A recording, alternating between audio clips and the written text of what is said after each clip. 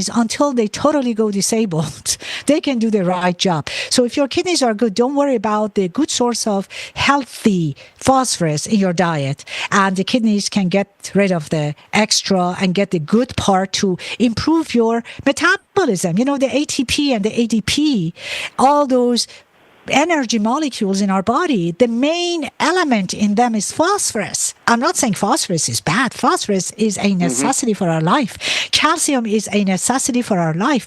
If you look at the way the kidneys are created, we have calcium sensor receptors in the basolateral. I mean, I don't want to become very scientific, but I can tell you God created us in a very meticulous and smart format. And our body knows what to do as long as. So she's feeling spunky enough. Yeah. Yeah. Well, you know, all her friends abandoned her, and these people have been friends since junior high. There was a whole clique of about 6 girls, and one of them moved up there, and she just turned into an old, unfriendly person. And so my sister doesn't really want to have much to do with her, and I think that one got in the ear of all the other ones, and now none of the other ones are talking to her. So I told her, if this is in Ontario and you want to go, get 2 and I'll go with you and I'll bitch slap all of them. I know you well enough to know that ain't just talk. Yeah, so we'll see what happens. Let's go. So, Good. Oh, I'm so glad. Yeah, thanks. Me too. Family is, you only got so many and you only have them for so long. Well, yeah, you know, and my family was always so small to begin with. You know, there's my aunt, who's in her 90s now, her and me. Down. Don't forget. On my dad's side, but we don't really talk. You know,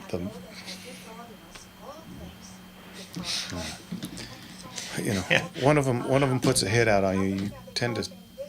Really? Well, I could see that being a familial deal breaker. it was. It was. What'd you do? Nothing. That was the thing. It was a misunderstanding on that side. One of them got into some issues and had to go away for a while, and I got blamed for it, and I had nothing to do. I mean, literally, less than nothing to do with it. So, but we're live. So, how about them Dodgers? How about them Dodgers?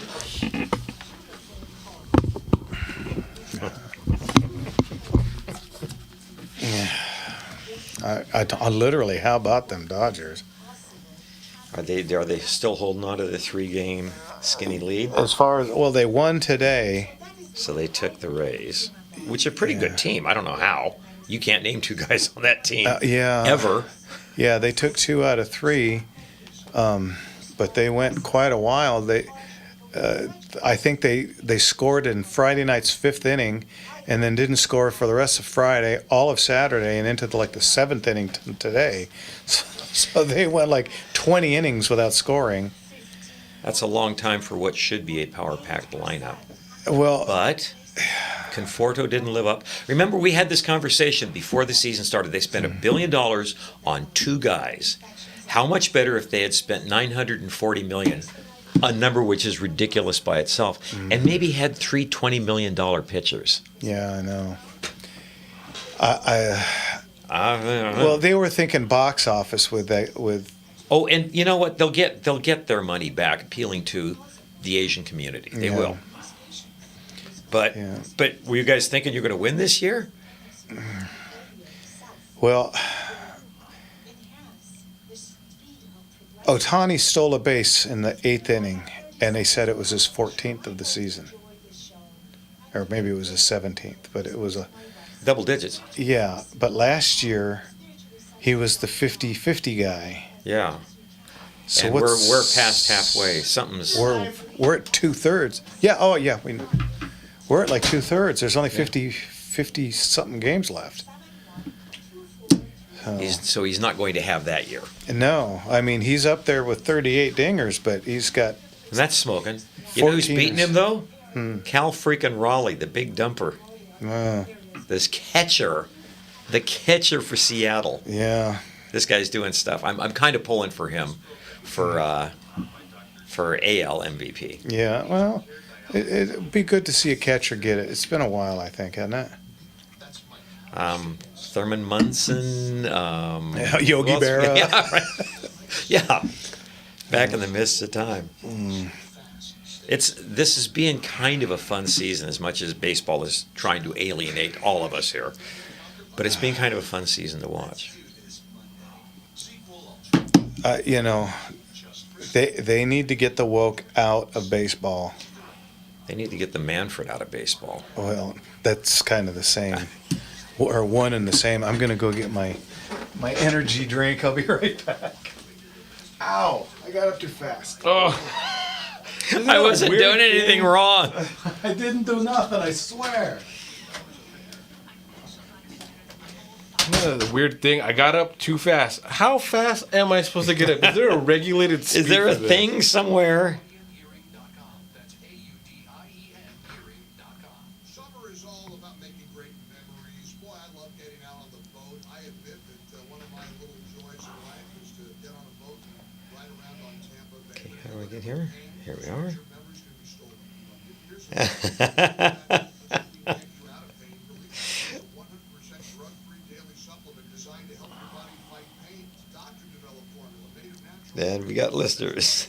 Relief Factor never masks pain. It helps reduce or even eliminate it for good. Whether it's doing what I do, whether it's kayaking on a lake, running around the little ones, or just chilling in the hammock with a good book. Don't forget Johnny Bench. Johnny Bench. The benchmark, baby. The literal benchmark. Wow, wow, wow. Ricky Riley out of Ohio says, don't forget Johnny Bench. Oh well. Well, I did, Yeah. and shame on me because he was one of two number fives that were my two favorite players in the '60s You and could '70s. do worse. That boy could bring it. Yeah, him and the Brooks man at third base. Oh, my Aiken Bob. Yeah. Every Those- time he played, Yeah, he was the human highlight film. Those were in the '70s when I started watching in '65 with my pop, but you know, I was 5 years old. I didn't pay that much attention, but about '71, that All-Star game, well, there was like 22 Hall of Famers in that game. That really turned me on to watching baseball. And of course, you know, I always enjoyed Vin. Hey, I finally got comments back up. I wasn't getting them for so long on here, on Facebook. Oh, wow. It was, I'd have to wait until nearly the end of the stream I'd get them. So, hey, everyone. Good Hey, to have everybody. you in. Hi, everybody. Eric, Kurt, Ricky, Dave, good to see you. Good to have you in. Good to. Next week's the anniversary show, guys. Oh, yeah. And don't forget to get your ideas of what you guys want to see and celebrate with us on the anniversary. See on the I anniversary. have heard from a ton of people this last week calling and stuff, telling me how much they enjoy the show, but nobody said a word about the anniversary show thing. So Hey, Ma. Hey, Jeffrey. I don't know if you're Dude. watching yet, Oh. but you're the man. Just gonna put that in right now. get it out early. Mark, good to see you, bro. Do. Rockin' to 2A. I like that. Good job, M-Base. Rockin' to 2A. Rockin'. What's it called? Shucksy. 2A all the way. So don't forget, give us ideas what you would like to hear for the show. We can do a retrospective. Our early days of stumbling in it. What was it, 5 a.m.? Oh, man. Banging on the door. Do you not miss any part of that? Not a single thing. The drive, the atmosphere, the warehouse that we're... Yeah, getting off the freeway at 5:45, it's still dark, and seeing the homeless just stumbling into their tents for the night. Got that underpass. If you went there, Oh, man. And when you had to stop at the signal, you're just like, foot on the clutch, engine Yeah. slightly revved. yeah, I may be running this light. And then you get out, and They had at the old station. They had the biggest raccoon. This fucking thing. It was. I mean. Yes, they did. It was huge. And he come charging. And he, at one time I went, rah, and he went zipping up a tree, and he just stood there and looked at me like, "You dirty rook." It owned that dumpster. Yeah. Oh man. Yeah. And the people in it. Oh gosh. I can't tell you how often. I almost always got there first, and one of the guys was kind enough to give me the code to get the key out, so I'd get in there. They didn't want anybody in there without a paid employee. But there was nothing in there. It was literally. It looked like. Remember the Omega Man? They're like cables dangling from the ceiling, and yeah, it's like, oh, you don't want to touch that wire and that wire together. Oh wait, nobody pays the electric wire anyway. So. The coffee machine was just full of mold, and the vending machine. The vending machine had like one pack of mixed nuts. Yeah, here we go. Yeah, that was like 4 years old. Like I said, from the Omega Man. This is America and all the ships at sea. You're listening to Gunslingers, brought to you from behind the Iron Curtain on Radio Free California.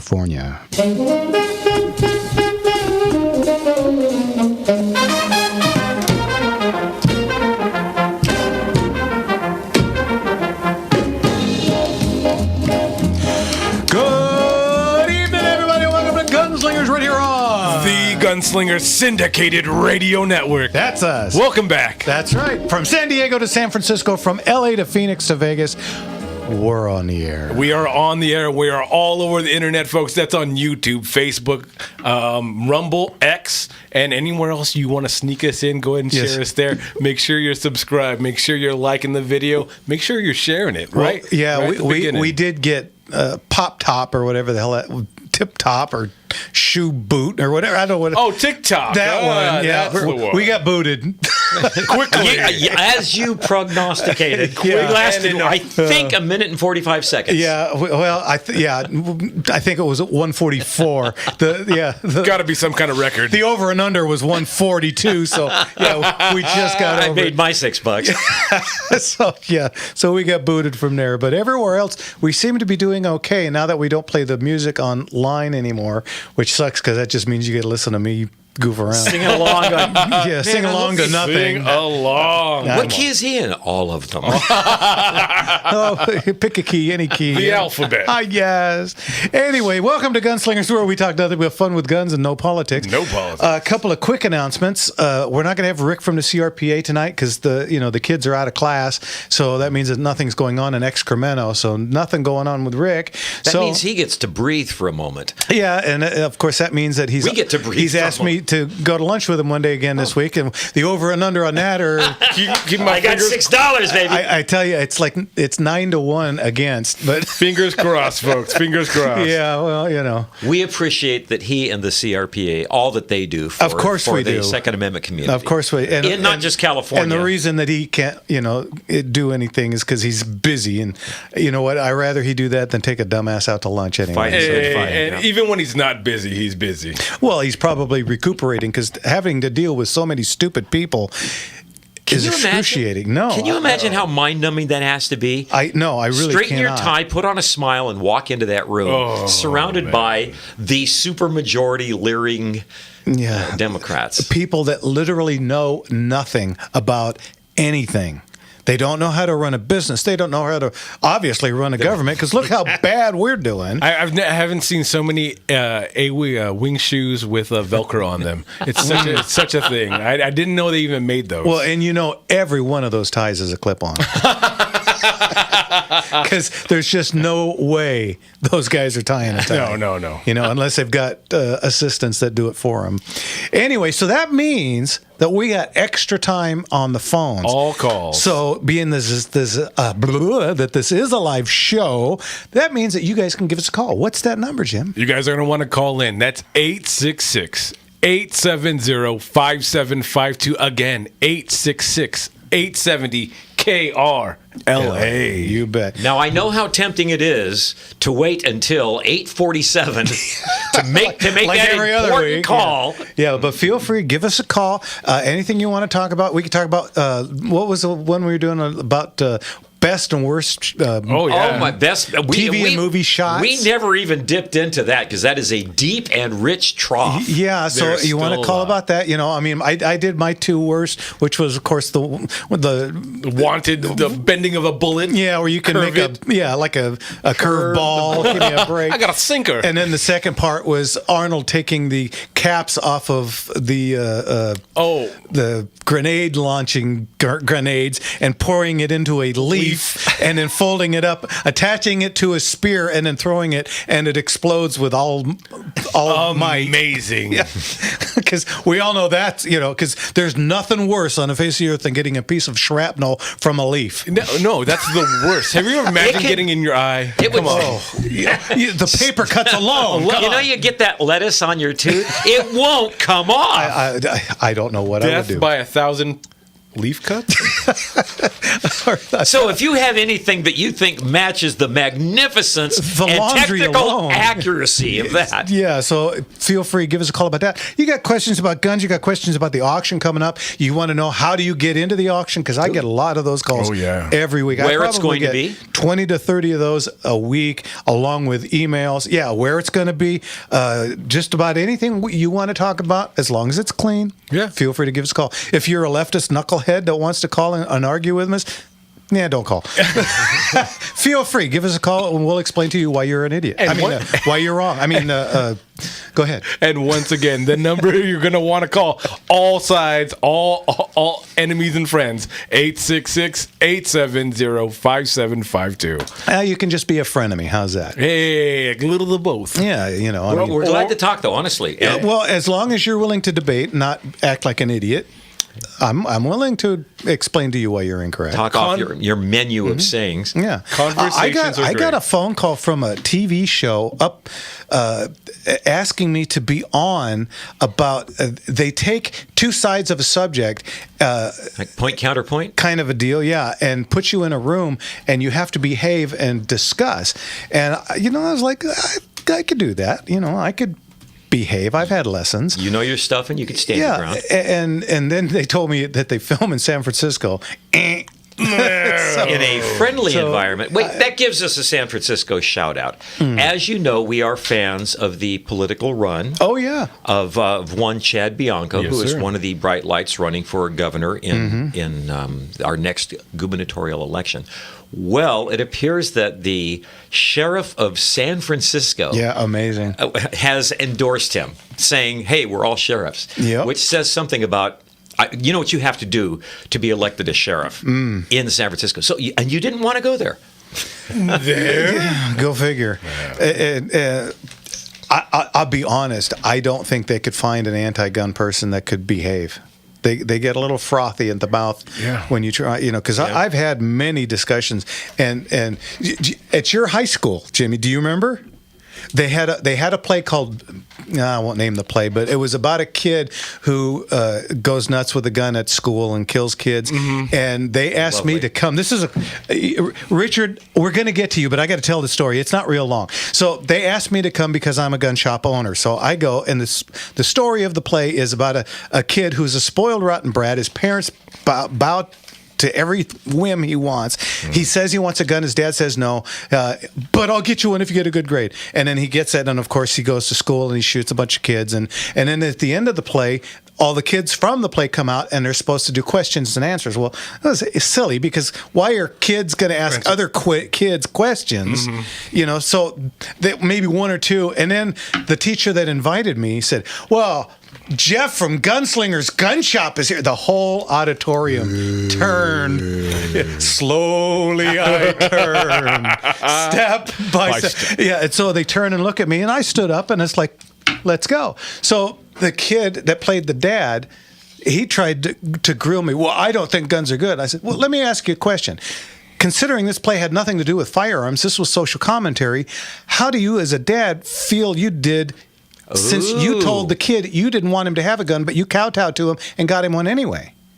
Never mind. Boom, he's done. Right. Okay. And Next. then, yeah. And so I went down the row with different kids with, you know, they tried to bomb me with silliness, Emotional. and I fired back, and they couldn't, and so they stopped. So finally, kids started standing up and saying, "My dad has guns, and we don't have any issues at my house." Well, after the third one of those, a teacher that was Well, look at the time. one of the most unpopular teachers in the whole school stood up and said, "Well, I think we've had enough of the questions and answers now." And I said to her out loud, I said, "Since I'm winning, you're shutting me up? Is that what's going on?" To which she had no answer. And I just said, "Well, that's it for me. You guys take care. Watch where you shoot." And I walked out the door. And with that, I'll leave you. That is a great story. Yeah, and Jimmy was like, the hero. That's my boy, my other Jimmy. Other Jimmy. Yeah, he was a hero for like a week because, you're the dad that, da-da-da. So yeah, I can discuss. Well, but Absolutely. that's a commentary on how quickly, especially the schooling system, tries to kind of manipulate and get these kids into there at this young age, at high school, and then you can imagine what they do in college. So yes, Well, they no longer teach how to think, just what to think. Exactly. Real quick, let's get to Richard. Sorry about that, Richard. What's going on? Evening, Richard. Good evening, you magnificent gunslinger. Thank you, Good sir. evening, Richard. I want to know what's your opinion on semi-automatic shotguns that are either gas operated or inertia operated. What's your preference?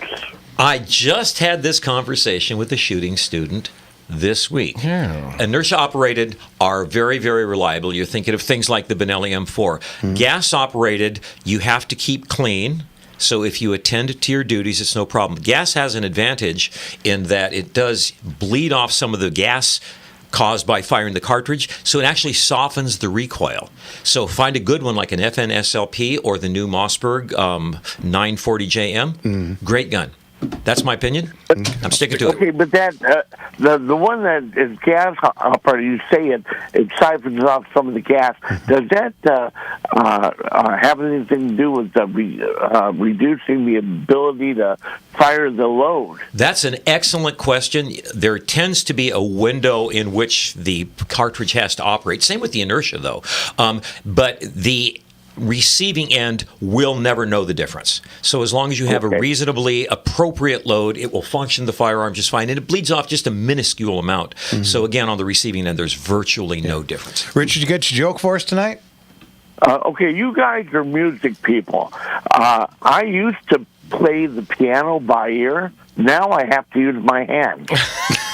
I got to hand it to you. That's funny. Banging headache right there. Richard, we'll talk to you next week. Thanks, Richard. God bless you. Take care. Oh, I cut him off. I always cut people off at the end. You guys got to quicker. Right on top of it. Real quick, what's the number? 866-870-5752. Again, 866-870-5752. And I'm going to hop in my lowrider, and we're going to cruise on out of here. Orale.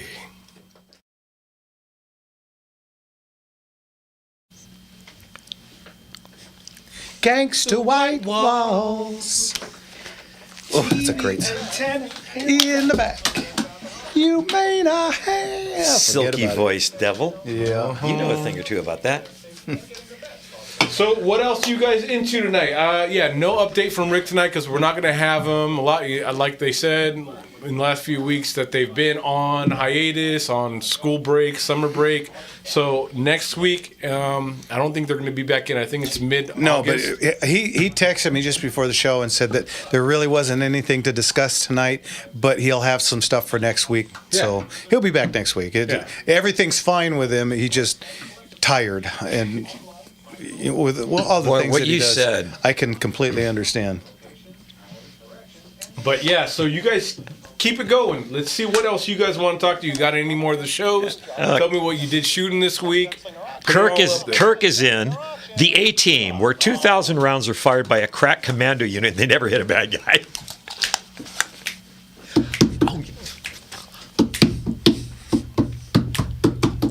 Ooh, sugar pie, honey bunch. You know that I love you. Everybody. I can't help myself. I love you and nobody else. Welcome back, everybody, to Gunslingers, right here on. The Gunslinger Syndicated Radio Network. And again, this is a live show. This is not a, how did Leon used to say? This is not this is not an infomercial. Yep. This is a CS show, not a BS show. Yes. Customer service. That's what we do here for infotainment. That's what we're offering you. Yeah, Come on. Yeah. Do you think I listen to Leon now and then? Hey, maybe once or twice. Every morning weekend for 30 years. yeah, give or take, yeah. Okay, let's get to Mark in Woodland Hills. How's it going, Mark? Hey, Mark. Hey, Jeff, Jimmy, and Mark, the tip of the Second Amendment spear. I love it. Ooh, look at that. Good to hear from you. I miss Rick tonight, but, I want to remind people that if they become members, they will get a fantastic magazine, California Firing Line, of which I really enjoy the litigation report. It tells you what's going on in other states because, what goes on there can happen here. Yeah. There are some recent international changes I'd like to bring of note to your audience. El Salvador now got rid of the restriction on how many times you can be president. Now a wonderful president will be able to run indefinitely. Unfortunately, we also have some very bad news about our friends in Australia, the ones who fought bravely by our side in World War II to stay free, only to have their firearms confiscated by the authoritarian globalist government. You won't believe this. What they are now requiring people to do in Australia is to turn in their machetes to the police station by November unless they have a tools of trade permit. Any failure to do so risks 2 years in prison. If you have a bush knife or a machete, he's right. Those brave people, it's unbelievable. There was a time in Germany when they said, we can control the Nazis, just humor them. Oh, China won't fall to Mao, and of course Russia will be free under Stalin. Friends, that is magical thinking. And we just have to be aware. And when you see the wokesters try and push us into a no-gun America, you'll know why. Now, in Brazil, I just woke up this morning, somebody called me and said, you got to hit the TV. There was a mass protest in Brazil by the people against the Maoist president and Supreme Court. Believe it or not, they're all CCP assets. And the Brazilian Supreme Court, believe it or not, backed him. And do you know that the Supreme Court in Brazil has their own military force? A paramilitary force. Paramilitary, yeah. They actually locked up a wonderful President Bolsonaro. And on fake charges, arrested him, put him in prison on bogus charges. Does that sound familiar, folks? A little bit. A little bit. Come on. All right, bro. But, his son is actually has sanctuary in the United States right now because they want to put him in jail when he returns. They're a wonderful family. They're 10 times better than the Bushes, the Clintons. Well, that ain't saying much. And they used to call Bolsonaro the Trump of the tropics. Yeah. Well deserved. He's a good man, and they just want to kill him in prison. That's all they want to do. And that's about all I got to say is, America, don't march to your doom off the cliff. No. You start by talking about the Second Amendment. How fortunate is it that we have a Constitution with that Bill of Rights? Yeah, absolutely. God-given. Yeah. All right, Mark. Thanks for the call. We'll talk to you later. Hear from you, Mark. Cheers, mate. Bye-bye. And just speaking of what Mark was talking about the firing line in that magazine, they don't just speak on California's litigation and all that. You can see state by state what they're fighting and how similar some of these states are fighting what we're fighting here already. So thank you again to the CRPA, to Rick and everyone over there for doing what you do here to help everyone out there, because it really is a huge thing. Some of them are above and beyond what we are fighting for here, and they are on the forefront fighting for them as well. So boom, let's go. Thank you, Mark, for that call. Yeah, absolutely. A real fun post. Rev Hendo says, Crocodile Dundee. You call a knife? Oh, yeah. Yeah. See, look where they have gone. Look where they have gone. If we get rid of the guns, violence will stop. They're going to neuter it. If we get rid of the knives, violence will stop. If we get rid of the cricket bats, violence will stop. If we get rid of the rocks, violence. It's not. Wow, what do you say all the time? It's not the gun. It's not the gun. It's the black heart behind it. Yeah, and the only thing that's going to get rid of violence is getting rid of the people. Yeah. By the time they're done with all this litigation and all that, they're going to be walking from place to place because cars. Oh, and cars are bad. You know that. And Cain killed Abel without an AK or an AR. No, you know what the world famous weapon is? Is the rock. Come on. David and Goliath. Yeah. I believe more people are killed every year with baseball bats and hammers than firearms. But people don't want to look at that because they hear and they see how dangerous it is. But no one remembers about falling. You're 5 times more likely to be killed by your own doctor than a firearm. Let's talk about lightning I might strike change here. my doctor if I were you. But no, you you're know my right. doctor, Dr. Benny Boom Bots, you know? I guess that's why I don't go to them, huh? Oh, man. So anyway, guys, September 13th, it's already right around the corner. I mean, if you can believe this summer is just going by so fast. We're in August. We are in August. We're a couple of weeks away from birthdays. Yeah. Who's having a birthday on or about the 26th, right? 26th and 20th. 21, yeah. 21, Look at okay. that. In between that week, we're going to Well, have... you know what that means? We're New Year's Eve babies. Oh, yeah. That That time must he have always been a comes pretty out. good party. Yeah.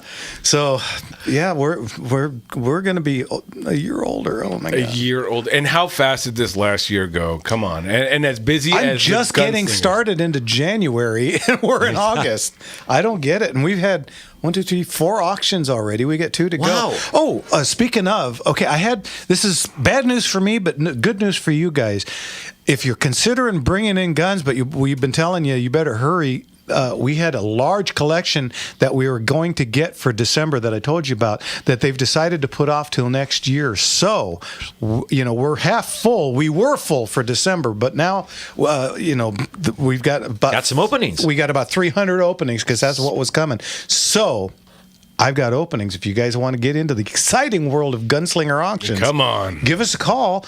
Go to gunslingerauctions.com, just like the silly ass commercial. Go to gunslingerauctions.com. You can get the phone number there. People are always amazed when I answer the phone. I don't get it. Well, you're the voice. It's you. No, you know what I hear a lot? I recognize that voice. I'm like, uh-oh. Oh. What I do now? Are you an attorney? I'm glad they're not saying, I recognize that breathing. Oh, no. That wasn't me, I swear. I tell you what. So, anyway, so If you've got something laying around the house, an AMT in 30 carbine or something worthless like that. Somebody called me the other day with an AMT and 30 carbine, and the AMT, The hardballer? No, not the hardballer. The long slide? The number 3. What's the one that you were just talking about? The AMT. The little one or the big one? The 22 Magnum. That's God, what the heck is the name of that gun? It's the it was in 44 AMP auto mag or. Oh. I know exactly. I'm drawing a blank on it. Here. Guys, what's another birthday coming? Yeah, right. It's the it's just the Automag. The Automag 2? The Automag. Yeah, no, well, there was the Automag, then the Automag 2 in 30 carbine, and then the Automag 3 in Which 22 was the Magnum. 22 Mag. Yeah, and a guy called and said he had the 30 carbine and the 22 Mag. And the 30 carbine, last time we sold one, got more money than the 44 AMP. That's why I brought that up, because you got some crazy jack for that thing. Apparently, it's like popular again. $5,500 or some crazy number. So so we've got those coming in. We took in some Colts yesterday. A lady came in with a real nice XSE Colt. That's the high end government model with all the special doodads, and a Colt Defender in 45. Ooh. Yeah, so and no, I'm not bidding. I already got one. So both of them new in box with new in box. Yeah, new in box, unfired. Still had Gunslinger tags on them. I love welcome that. back. Yeah. Welcome back. Coming home. With Alicia's wow, that long ago. Yeah, Dang. quite a while ago. So That's kind of cool. And speaking of that, so we're already prepping for December, and the catalog for this next one in September will probably be out in about 10 days. Probably close about 19 Here's days. what's going on. The describers are done. Little Blakester is taking pictures, and he's got about 30 left, and he'll knock that out in a day. So in theory, by Friday of next week, because he only works 2 days a week. By the way, if you're a good photographer and want to take pictures for Gunslinger Auctions, give me a call. Come on. Make a deal. Yeah. Where are you working out of? Where's the photographer working out of? The Orange Store. Yeah, you'll have your own little room with AC, no less. And anyway, he's going to be back on Friday, and he should be done with that. So we'll have to do a few things because we're picking up we're not gonna just be using proxy bid. We're gonna be using high bid this auction also. So Open her up. yeah, just Gunslinger Auctions just keeps getting bigger, and it's all because of you guys. Thank so you. thank you. Hey, All right. Jim, we're going to throw this out as soon as we come back. Am I hearing music? Yeah. Oh, and Rick in Ohio, we will get to you as soon as we get back. You're listening to Gunslingers right here on The Gunslinger Syndicated Radio Network. Quick, what's the number? 866-870-5752. Again, 866-870-5752. All right, we'll be right back. Yes, sir.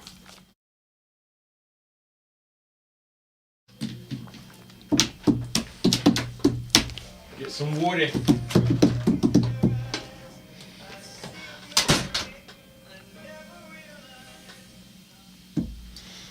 That was for her. Sorry?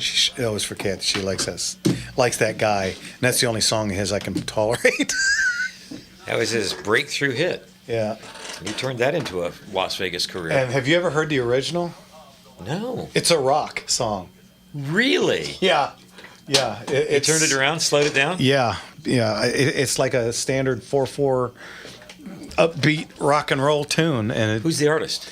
that I don't remember. Nobody I'd ever heard of. I'm going to have to look that up. Yeah, because I was listening to one station and they were talking about that, and they played a clip from it, and I'm like, ooh. You sure? Yeah, boy, he did a good job of rearranging that. Yeah. Oh, no questions on the internet? Yes. I was thought throw this out over the air, but Jim Healy wants to know, how about Winchesters in large game calibers or a pre-1900 Colt 1873 and 41 cal? Would you be interested? Of course. And you can bring that back up on there. I will. Yes, always.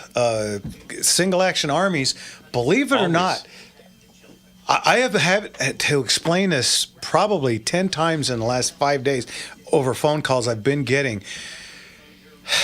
There's a shift going on in gun collecting, and here's what's going on. Civil War and earlier stuff has always been very strong, but all the guys that collected them are getting up there in age and are either, Yes. they're moving along. They're Moving on moving to the next rainbow. sphere, and or they're not collecting anymore. And what's happening is so many of them are passing that it's created a glut in the market of flintlocks and percussion cap and and stuff like that. Now 51 Navies and stuff like that, they're still doing okay, but guns like the Dragoons have softened up considerable. And the other problem, the second side of that double-edged sword is not only are they passing away and bringing all these guns in the market and glutting the market, they're not there to buy them anymore. So it has really softened up the whole pre-Civil War era stuff. The only things that are still hanging on are Winchesters and Colts. And the 1873 especially. Yeah, it's Colt single action armies, and the 73, 76, 66, of course, of the 1860 Henry also. But then again, 1860 Henrys automatic 20 to 25,000. Mm-hmm. Now they're 12 to 15,000. So that tells you things have softened up, and the collectors are not going after such old stuff anymore. That's true of anything in the collecting world. Same thing's happening with cars. Where cars from the 30s and 40s were crazy. Those were aspirational cars for the last generation. Mm-hmm. Now you're looking at cars from the 60s, and even increasingly, as you would well know, even the 70s are gaining traction. Yeah, and in cars, what's the biggest thing out now? Resto mod. You go watch Meekum or Barrett Jackson, and you'll see a 63 split window 100% resto mod, and it gets $250,000 before you can say howdy doody. But then right behind it comes a 63 with the original 327 and the original fuel injection system, which just sucks, and it gets 90. So theres a lot to say for that. Yes. Latest headlines on our website, am870theanswer.com. So I fell in love with you. The way you move me to See, held me tight. Held me tight. Held me tight. Held me tight. Held me tight. Held me tight. Held me tight. And stole a kiss there in the night. Welcome back, everybody, to Gunslingers right here on The Gunslinger Syndicated Radio Network. All right. Well, we were talking at the break. So those of you on the radio, we always want to invite you over to either Facebook Live, we're on YouTube, Rumble, and X, and we just got kicked off of TikTok. And if you blink fast, TikTok. Yeah. So, but we are on there. If you guys want to get in the conversation in between the breaks, go ahead and jump on any of those. You can see us. You can put your comments or questions down. We're going to bring up some of that stuff up right now. So make sure you're liking it if you're on it right now. I want to see everything hit up. We're building on YouTube again. So everything up on there. We're going to get to 1,000 hopefully within the next month. That'll be great. So that means more eyes on the prize, more help out here in California and the rest of this nation. Two-way all the way, right? There you go. So what was the question that you brought up? So the question from Jim was, how about Winchesters in large game calibers? So I presume we're talking 405, 458, that sort of thing. Or pre-1900, 1873 and 41 caliber. Would that be something that would interest you? Absolutely. The pre-98, that's a Colt single-action Army in Colt 41 cal. And those are still very strong. Condition means everything, of course, because depending on what collector you're going to go after, if it's in poor shape, you'll still have a collector that'll go after it, but it's not going to be a collector that's going to be, of the high-end money. The higher end the gun, the higher end the money we're going to get. Yep. Understand that every auction company in the United States pretty much runs on the same platforms. Yeah. So you can be the biggest one. I always tell you, remember the Avis commercial? We're number two. We try harder. That's me. You can call several different companies, but you'll get an underling or you'll get a secretary or you'll get somebody that will be happy to talk to you and tell you what, when you call me, you get me. You do. Honestly, you get you. You answer the phone. Yeah, and when you get paid by me. Yep. I don't fluff this off to other people or anything else. So I may not pay you, but that's just the gangster in me, my money. Chain of command. Just kidding. The chain of command always leads back to you, and you're practically up there up front. So I mean, literally in the store, right there, everyone can see you, talk to you, know it firsthand. Yeah, it always cracks me up when people call in and they go, "I recognize that voice." It's like, I work here. It's what I do. So anyway, as far as large caliber Winchesters, again, if we just relied on people that came into the auction in-house, they probably wouldn't do that great because, the hunting in California is pretty much, gone. Yeah. But they managed to chase it out. Yeah, like everything else. But luckily, we sell stuff from South Africa to Alaska. And when I say that, I do have customers in South Africa. I've got customers all over Europe. Yep.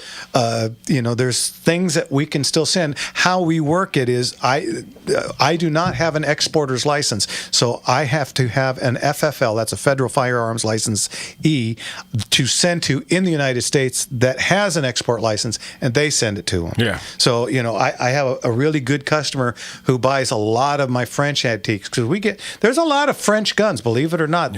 Remember the old pinfires? Absolutely. It's probably the dumbest ignition system ever. What this is, guys, it's a bullet with a little pecker that sticks up from the top. That when you load it, that little pecker goes through a hole in the cylinder, and then you cock it back, and it comes down like a hammer onto a nail. That nail goes into the bullet, and that's how they set it. And sometimes it goes bang. Sometimes.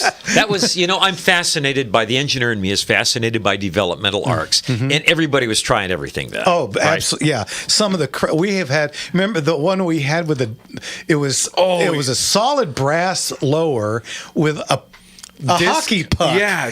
On the top with hole. With a turret gun. Yeah, it was like a turret gun. And, this thing's shooting black powder, which goes in every direction. And could you imagine that thing chain firing? We were talking about how it would clear a room. Clear a room. Everybody in the room, including the shooter. 360 degrees of fire. And that gun, I think that gun got $13,000 or $15,000. Oh, yeah, it went up there. It went real high. Well, I mean, it's it's such an that's one thing that we do. We do pretty much every type of firearm, everything from your collectible, from your hard to find to your modern and your military surplus. So we hit all the bases at the auction. And you definitely can see you had the duck foot. Right. That was an awesome one that we had out there. You had that turret fire. The duck foot is sort of the turret fire that won't kill your buddies. Yeah. If you were faced with a marauding group of mutineers or something, there's a multiple barreled gun, but the barrels were splayed out in kind of a Y configuration. Yeah. Yeah. I'm just Man. Well, anything to get more lead in the air. Yeah. Yeah. And so I can't even tell you the crazy things. We get the Thurber and Allen pepper box. And Yes, you've got a couple of them. yeah, these are actually similar to the pin fires where the nipples stand straight up. Yes, and it had to, so that each time the barrel set, would spin around, and then the hammer comes down literally like a hammer and kapop. Bap. Yeah, and like I said, sometimes it even goes bang. You know what? He's been waiting a long time. Let's get to our friend Rick out in Ohio. How are you, Rick? Hey, Rick, good to hear from you. Hey, good to hear from you guys. Thank you all for having me, and good evening, friends. Thanks for staying up late. My question is, there was a San Diego Charger linebacker arrested the other night. Oh yeah, I saw that. Los Angeles, the Los Angeles Chargers linebacker. Yep. He was arrested on a traffic stop because he had 5 guns, and they charged him with some type of charge. Do you know what the charges were? What he did wrong? Because I'm sure you guys go to a Cowboys. You got more than 5 guns in the car. Yeah. I don't believe this was Denzel Perryman. For those of you that keep in track, we're not going to badmouth anybody, but he apparently had some firearms that were not allowed in California. Let's make sure. You're looking that one up. Yeah, because typically it's not the numbers. You have to have them. They cannot be in plain sight. They have to be in a locked case. Yeah. Except for long arms, which then have to be in a case of some sort. The ammunition has to be separate from the firearm. It's, as you can imagine, pretty restrictive. It's not crazy restrictive. You just don't be the guy with the guns rattling around on the front seat next to you. Yeah, and don't be driving like a maniac, and you're probably not going to have an issue. But I didn't see or hear any of this, so this is all new to me. I'm trying to look it up right now. I'm seeing. Well, I know when I travel through Maryland. Same thing. You have to separate the gun from the magazine and the magazine from the ammo. All in 3 different blocks. Well, the guns. We're in the same place, and I've got the charges on him. Okay. They searched his car. Now, you don't have to let him search the car unless there's a plain sight exemption. You're a felon. Okay. Anyway, he was on his way to a range. That's his story. And they found 2 AR-15s, black flag, red flag everywhere. Yes. Which were non-compliant. Oh boy. And 3 handguns in the trunk. Anyway, that's the story. So I've been hitting a couple of the different places that are news stories that are making this news, and some of them are assault style weapons or assault style. Yes, so you can see that what they're trying to paint here in the terminology that they use. So. Yeah, assault is an action, not an inanimate object. But anyway, all right. Well, Rick, how's the weather out in Ohio? Well, this weekend it's been rather pleasant, but we're going back up to the high 80s. It's been 90 since the first day of summer till Wednesday this week. It's just been horrible summer. I think Southern California has been beating everybody. We've had a very mild and timid, nicest summer I can remember. Yeah. It's not fair. It's really not. We're not going to say numbers. You'll eat your heart out, and no humidity whatsoever. Question for you: you're going to Guns of August? No, I'm not. Well, then I'm not going either. But I can't. Yeah, I know you're not. If you were going, I'd be there. We've had a lot of rain this summer. We're like 3 inches over for just the month of July of rain. We got a little bit. Yeah. But we average 6 inches a year, so yeah. So a little bit is a big deal here. All right, Rick. Thanks for the call. We'll talk to you soon. Okay, you guys have a good night. You too. God bless you, Rick. Take care now. So he was pulled over for a vehicle violation, and from that point on, I mean, these are simple ways to keep yourself safe. Wear a seatbelt, make sure your car is registered and up to date, and don't go speeding and all that. So to put yourself in a predicament like that, and with non-compliant firearms. I mean, we don't like the law, but we know what it is. Yes. Yeah. So, yes, remember that, folks, when you're traveling, it's not just how you're driving or what you're driving, but be careful of what you're driving with. We want everyone, this is a show about safety, and that means staying compliant with the laws and staying safe within your driving, within your vehicle. So, yes, we have a lot of laws that kind of go about making it difficult for you to. But it's not impossible, and you just stay compliant with the law, and every single one of us goes to the range and never have any trouble. That's all there is to it. So, Well, and speaking about going to the range, we have lines open. Hey, so you guys want to call in and join us on the range at 866-870-5752. Again, 866-870-5752. and we're going to take a break, but before we take a break, I'm going to throw this out and we'll answer it when we come back. Thomas Pfeiffer wants to know, what's the crudest firearm any of you have ever fired? Now, that's you can think about that for a little bit, because I've got an answer. Okay. All right. You know what, guys? You're listening to Gunslingers right here on The Gunslinger Syndicated Radio Network. And we'll be right back.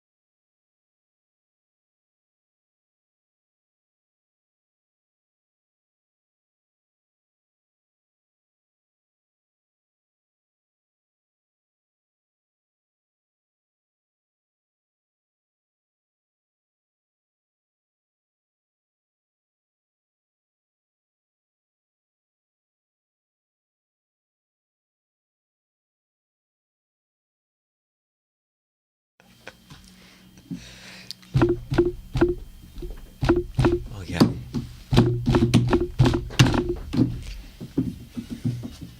It's a bummer that folks on the internet can't hear this. This is a little, don't dream it's over, guys. All right, welcome back to Gunslingers right here on The Gunslinger Syndicated Radio Network. And again, this is a live call-in show. Guys want to call in at 866-870-5752. Again, 866-870-5752. Before we get to our big break at the top of the hour, so make sure you're calling in now. Make sure you don't get that big break. We get a lot of calls from the LA basin, of course. We get quite a few from Vegas, and we've got a Phoenix call waiting that we'll get to in just a sec here. Love it. San Diego and San Francisco have really gotten quiet. They have called in the past. That's nice. We appreciate that, because we know we're in your markets. Got to respect people listening on the internet and calling us from, I don't know. Hey, Rick, Ohio.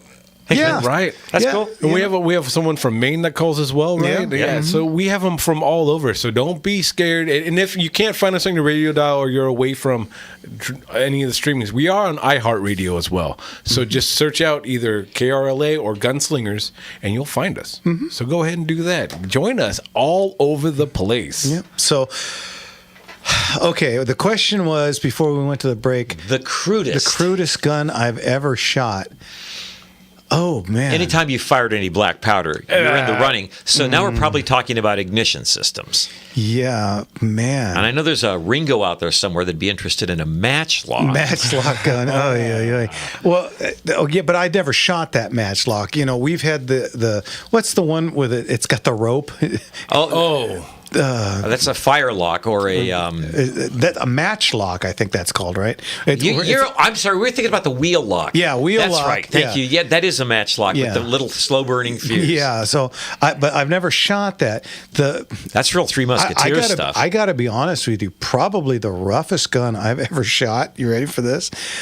Was the Japanese Arisaka Type 99 Last Ditch. Oh, the Last Ditch thing with the wooden butt plate nailed in place. With actual horseshoe nails. Yeah. Ooh, that's got to be a comfort. And black paint flopped all over them. Oh, and I was like, why is this gun shaking so much? It's not the gun, it's me. I hope the metallurgy's up to snuff. Really, really concerned because it was not my ammo.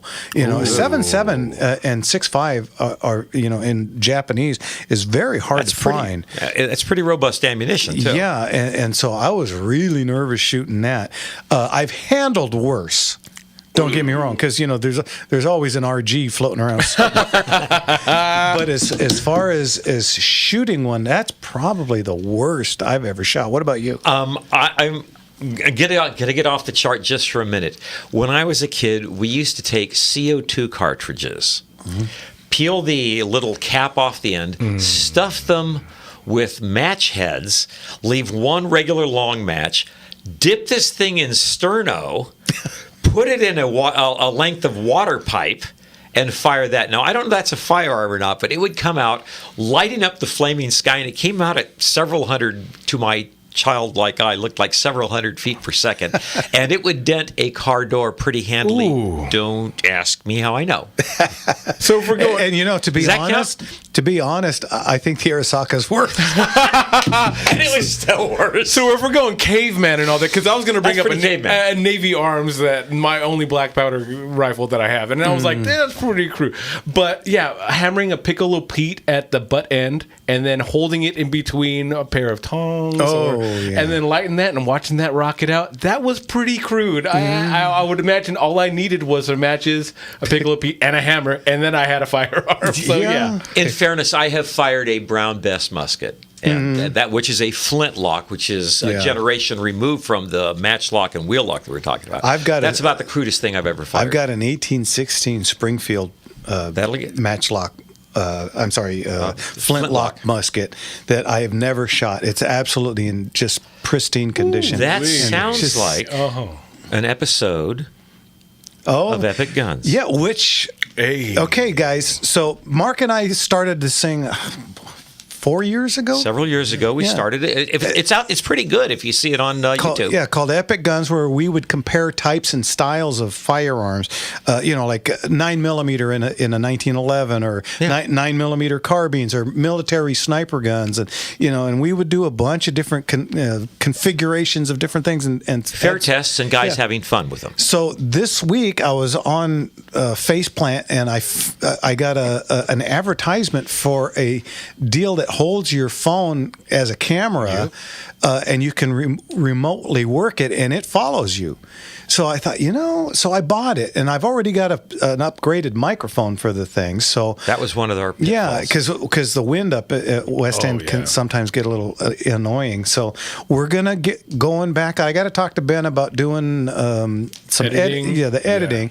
But it's a 15-minute show, give or take, and it's a lot of fun. It's me, Mark, and it'll be Jimmy now too. Yeah, I can't wait. So the three of us will go out and we'll compare different stuff.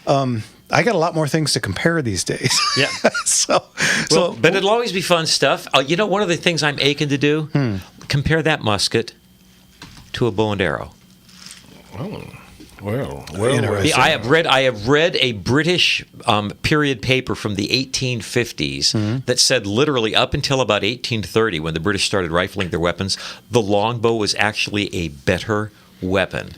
And the only reason the British government kept using those things is because you could train a monkey to use them, number one. And number two, the prestige of having gunpowder. Interesting. The longbow was a more lethal weapon. It fired a lot faster. I was going to say the getting the ammo in the air would be a whole lot easier. And it was more accurate.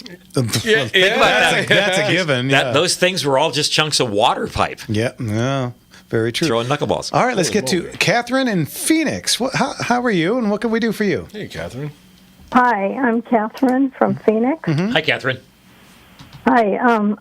I I've been listening to you. You came on our radio. Your show came on a few months ago, so I've been listening every Sunday night. Thank you. And thanks for representing Phoenix. Yeah, appreciate that. Yeah, and well, I represent Canada too because my parents immigrated us here from Canada. Oh, snowbirds, eh? Like 60 years ago. No, not snowbirds. Well, we're glad you're here. Definitely, in all aspects. And so I have absolutely no background in guns. Nothing. Well, that's what we're for. And so I'm learning a lot, and I like the music on your show and the humor, and it's just fun to listen to. Oh, and then the Happy Trails song at the end reminds me back in the 50s in Canada, we used to hear that on our TV all the time. Mm-hmm. So it brings back old memories. Oh, good. I hope that's a pleasant memory. Yeah. Appreciate that because that's literally what we're trying to do with this show. Right. You know, we try and do fun with guns, no politics, and just show people that just because it's a firearm, it doesn't have to be scary, and we're not gun nuts. Nope. All of us are really. I mean, I might be a nut, but that's we're all just guys, though. All of us are just guys. Yeah. Yeah. Yeah. And normally I'd be totally afraid. Well, good deal. To listen to a show like yours, but I just wanted to encourage you that you're helping some of us with my background. Well, very good. What a nice phone call. I sure appreciate it because, like I said, that's exactly the rest of the show. Of course, we stole from Leon the Motorman, but that's no. But that exactly. We love this call because it's exactly what we're trying to do. We're trying to make this community, and we want to make it grow. But we also want to disperse all the different things that people already have in their minds about the fear, firearms, the uncertainty, the hatred, and about the community as well. We are normal. I put heavy quotes around that. I don't know if normal men, and we do enjoy this, and we want people to be protected, and like yourself. So thank you so much we love hearing this. Okay. Well, thank you. Thank you, ma'am, and we appreciate you listening. God bless. Thank you, ma'am. You bless. too. God Take care. bless. We'll talk to you again. Take care now. What a nice phone call. Yeah, absolutely. Mark over there on Rumble put up the Rhino 200 DS. It's a .357 revolver, and I don't know if you've seen. Oh yeah, that's the Chiappa Rhino. That's Yes. the Chiappa, yeah. Mm-hmm. And goodness gracious, could it get any smaller? It's .357. Yes, you can put 38 and all that, but man, if it got any smaller, you'd lose it at a .357 especially. And you could not get an ugly stick and hit a piece of metal any harder than that. But you know what? You know what annoys the heck out of me? These are these wacky looking revolvers that fire instead of out of the top. Oh, the barrel is always looking at the top at revolvers with which we are familiar. This thing locates the barrel at the bottom of the cylinder. What that does is that lowers the bore axis, and that has the facility, theoretically, of reducing the recoil. .357 Magnum small light gun, that should kick like a mule. Okay? And I'm like you, man. I saw this. I said, you know what? Those folks at Colt and Smith & Wesson and Merwin and Holbert and a whole bunch of other makers, they've been making guns 180 years. I'm sure if there was a better way to do this, they would have done it a long time. And then I got talked into taking one out and shooting it. It kind of works. Really? It really does. They're softer shooting. We carry them at the Azusa store, but I have not shot one because I look at it just. Those full. You know what? In fairness, there's another thing for us to give a try. Try a 4-inch .357, and then try one of those in 4-inch. Yeah, because those larger, the full size rhinos that they have out there, those Chiappas, those are pretty bitchin'. I really dig the weight and the bounce of them all, and I would look forward to shooting one. So definitely, it's wacky, it's weird, it's a different answer, but you know what? It's a good working gun, and it does soften the recoil a bit. I'm not going to lie. I was stunned. Well, okay, so there you go. No, definitely. You know what? In our second packed hour, we'll do more phone calls. What's the number, Jay? You guys are going to want to call in for the second hour. That's at 866-870-5752. Once again, 866 870-5752. All right. We got Jake in Auburn, Washington, and Ron in San Diego. There we go. There we go, We San finally got Diego. somebody from San Diego back. representing. Yeah, very good. We'll get to you guys after the top of the hour because this is always the longer break. So, you know what? You're listening to Gunslingers right here on The Gunslingers Syndicated Radio Network. And here we go with a little Jerry in the Basement. Here we go.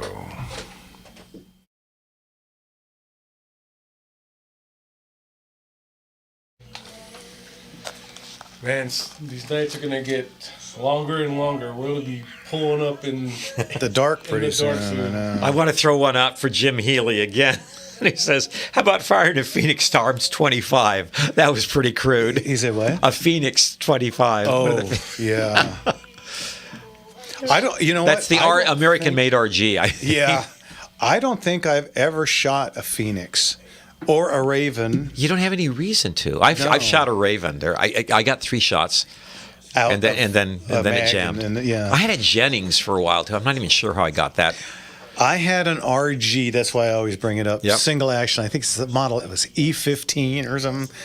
Pot metal, and it was guaranteed 1 round out of a cylinder of 6. That's that. I had their 22. You know, you pulled the little ejector rod, and about 1 out of 6 was about right. just a terrible. And you could literally terrible. see it wearing out every time you pull the trigger out of the pot metal. Little filings falling down. Yeah, it was really awful. And then, of course, if you set it down, you got instant holster wear just from setting it down on the Black table. paint on the rock. Yeah, Right? yeah, it would just instantly start to wear. Leaving it out in the sun, it would turn a purplish color. You know. We gotta have some defenders of the mighty of Yeet cannon though. Come on, man! Somebody's got to call us up about one of those things. Oh, jeez. One of the high standards or one of the. Well, there's a bunch of good ones out there. Well, yeah. Well, there's the ever-present Ivor Johnson. Ivor Johnson. Ivor Johnson. You know, and all the turn of the century brake tops. Oh man, there was some real trigger innovation on those things. I know that some of them had like trigger safeties and stuff like that, but they all had one thing in common: ultralight pistol, 32-pound trigger pull. Yeah. You could keep that thing on. You remember Kel-Tec when they first started? They came out with I think it was called the P13. It was an That itty little bitty tiny little 9 plastic millimeter. Yeah, little 9 millimeter, and I liked the size of it. A good CCW gun. If And only. then I got one. You know, at my old shop, I had that shooting box, and from me to you, holding it with 2 hands, pulling that trigger. By the time I got it off, I couldn't literally keep it in the box. missed the entire box. It was this big. It pulled me so low that it went under the box. Luckily, I had the box on a big, thick, heavy piece of wood, and it hit the Ate wood, that? and it died out between the wood and the shooting box. I absolutely believe it. The lighter a gun is, and when you've got those heavy trigger pulls, that gun, Kel-Tec, bless their hearts, man, they have some great designs, and they have some amazing engineering. The execution Yeah. is always a bit sketchy. So Mark, it looks like they do have a 200 DS that is California compliant. I went over to Rifle Gear and it shows that they are selling it there. So yeah, I know the other ones, the 60, I think the 30, are all on there still because I remember seeing them in shop already. But yeah, it looks like the 200 DS does have at least a California compliant model. That is. So yeah, you should be able to get it. And They made a single action only version of that pistol for a while. Then, of course, you could buy it and then have a gunsmith drop in the double action. It's more trouble than it's worth. They're cool. They're kind of a cool gun, but for the price, man, I'd get a Kimber every time. Right. But they have some wild colors. I carry my Kimber all the time. There you go.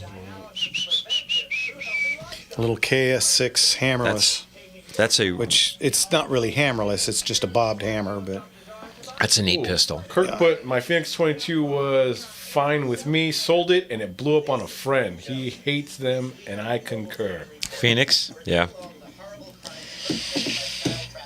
How about the 3-barrel pistol? Looks like a duck's foot. Yeah, we were talking about the duck's foot earlier. That was an interesting one. I haven't shot it myself. But. And Kirk, we were talking about the duck's foot a little bit earlier. Yeah.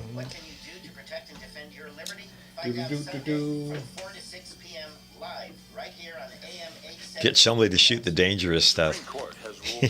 How about the Mateba? Yeah, that Mateba is another. That was a high-end version of like the Ruger design. It fired from the bottom of the barrel. They're very rare. And a Lamat, of course, the Lamat. Cool gun. Frickin' the size of a house. Yeah. That cylinder. I think it's an 8-shot. With 44, the and then the center barrel between that 16 and 20 gauge shotgun underneath. Yeah. I'm really surprised California hasn't put the kibosh on that for short barreled shotgun. Because that's in effect what it is, right? Mm-hmm. You know, I think the only reason it's okay is because it's cap and ball. But yes, a longtime friend of both of ours, a doctor who used to shoot cowboy action, Solomon. Oh yeah, he had a pair of those converted to. Yeah. Cartouches. Yeah. Really? Mm-hmm. I think they were in 44 Colt, I think is what he put them in. Sure. Boy, I can't imagine the work that would go into doing that. More money than sense, that guy. You know, I don't know. I don't know what he did about the shotgun. I just know that the pistol itself. It revolves around the barrel, but yeah, you have to, because that. Remember that steel is like bicycle metal. Yeah.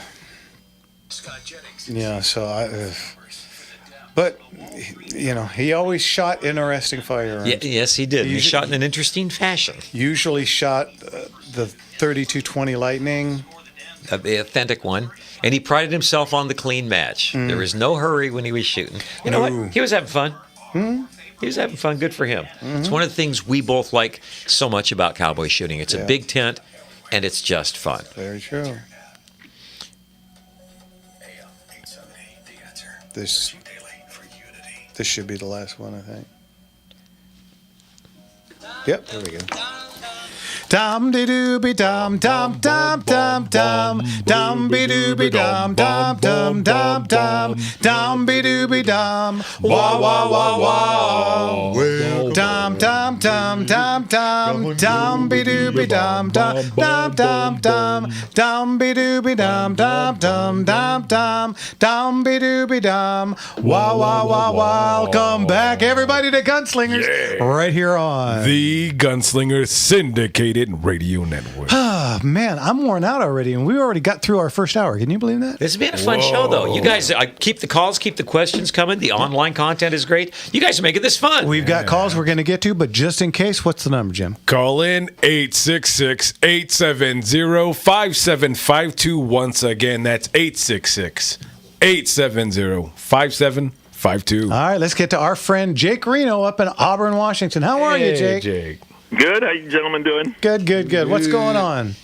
Well, I think I'm getting the hang of this duelist class. Ah, go get him. Go get him. Okay. Duelist is coolest. I just got back from West Match, which is one of our local places, their yearly match. Mm-hmm. And I won duelist. Ah, good on you. Good job. So now I've got the state I won the state championship in April, duelist. Wow. Congratulations. And then regionals last year, I won, but I didn't win. Okay, explain. I ended up third. Uh-huh.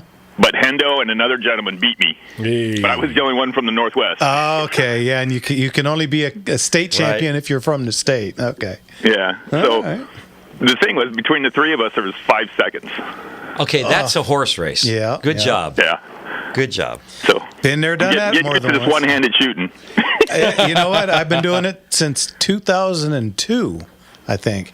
Yeah. So yeah, I'm fairly acquainted with it. Yeah, for a bit, huh? Yeah. For real quick, guys, what he's talking about in cowboy action shooting, you have several different ways you can shoot. Duelist is shooting your single action with one hand only. How they did in the Old West. One hand on the reins, one on the pistol. Now, you can draw with your left, shoot with your left, then holster, draw with your right, shoot with your right, or you can do a cross draw where you're only shooting with one strong hand. It's up to you. You can't bring them both out at the same time because that's its own category. Yeah, that's a whole other category. That's called gunfighter. Yeah. So. And I'm shooting double duelist, so it's okay. Well, that's smart. Well, how's your left hand doing? What's stupid is I'm right-handed. My left hand is faster. Well, Maybe you're secretly left-handed. I was just going to say, We can't all be right. Is that what you're saying? yeah, well, you know me, I'm a lefty, so go figure. Go figure. So, all right, well, Oh, cool. Sounds like you're definitely getting it, though. Absolutely. real quick, what kind of shotgun you using? 97. Oh, still going Ooh. with the I'll tell tried you and what, true. man, there are only a couple of guys left. With the passing of Hell's Coming, there are very few people in the game left shooting 97. Everybody's shooting a double with a single trigger. There you That's go. just gaming. Yeah, I tell you. I have to shoot a double, but mine has the exposed hammers, and I do have 2 triggers. So Yeah. I get a gun with 1 trigger, and it screws me up so bad because I'm looking for that other trigger, and then when I go back to my regular one, I'm not looking for the other trigger anymore. So I just stay away from them. Very good. All right. So I got 2 more matches the next month and a half. I got regionals again in Idaho, and then another monthly or a yearly match up in Arlington. Very Hey, cool. give us a review on how Idaho goes. I was really thinking about going up there. It ain't going to work this year, but I'd love to hear about it. I had a great time last year, and all the were up there. I met them up there, so it was great.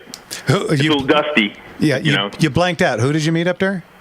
Hendo and Charlie Chickamauga? and Grubster. Oh yeah, that's a fun group. Hendo's actually on the comments Online right now, yeah. and he put, "Wahaha! I beat Jake Reno," and then his very next line was, "It'll never happen again." You put the fear in him, man. Very good. All right, man. We'll talk to you again. All right. Talk to you soon. Great hearing Thanks, from man. you. How cool. Last week I was amiss. I had promised that I was going to talk about the Cowboys in the beautiful city of Norco. Oh yeah. I went and shot there last weekend, and sometimes you get on air and you get so many things coming flying at you with calls and stuff that we need to get out that you forget. So I just want to throw a quick shout out to the Cowboys of Norco. Thanks for having me. It was a fun match, a little interesting. Interesting. Couple of odd stages, I'll just say that. Just throwing it out there. Yeah, just throwing that out there. You might want to lay off the ginkgo biloba style stages. Oh, hello. They had one where the rifle targets and the pistol target were the same, and they were out their away. Had no problem with it. Shooting one-handed, I had no problem with it. A few other people didn't like that. What was the pattern?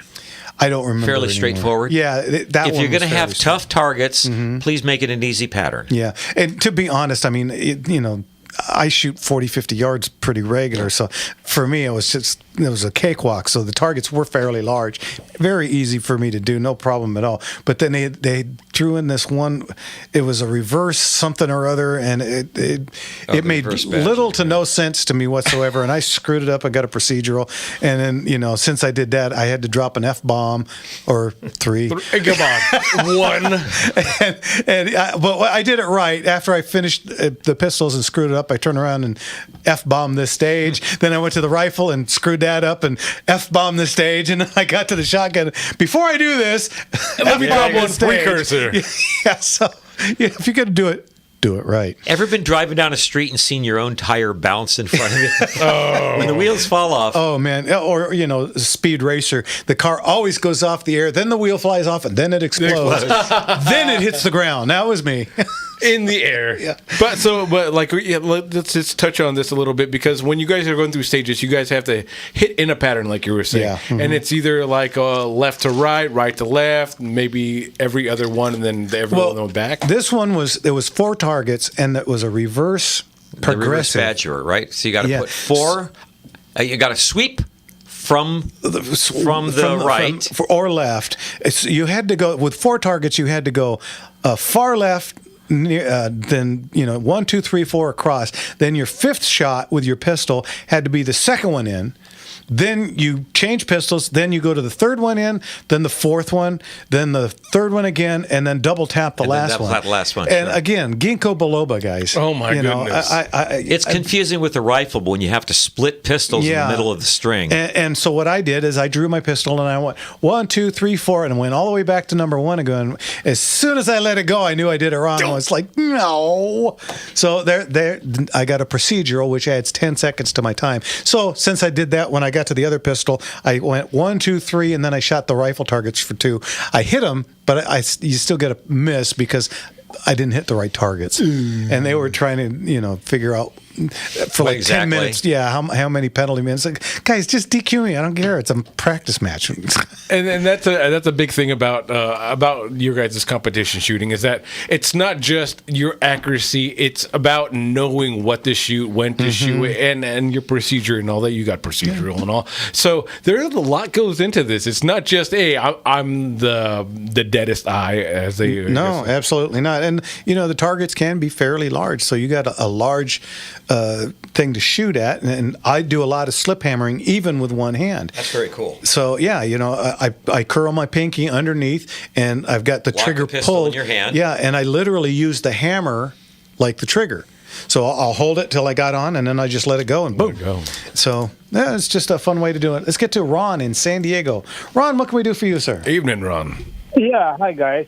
Love your program. Thank you. I got a couple things I'd like to talk about. I grew up on a farm in upstate New York, Finger Lakes region, and we had a big old farmhouse, and there's a couple bedrooms we didn't use, and I got a poking around in there in the closet one time. There was no light bulb in the socket, but I poked around, and I felt this pipe in the corner, and I picked it up. It was pretty heavy. Turned out it was an 1873 Winchester 3840, the gun that won the West, and wow, it was a really good. It had patina, but it was in really good condition otherwise. And come find out, the firing pin was broken. Maybe somebody dry fired it too much or whatever. I don't know the history of that. But I had a buddy.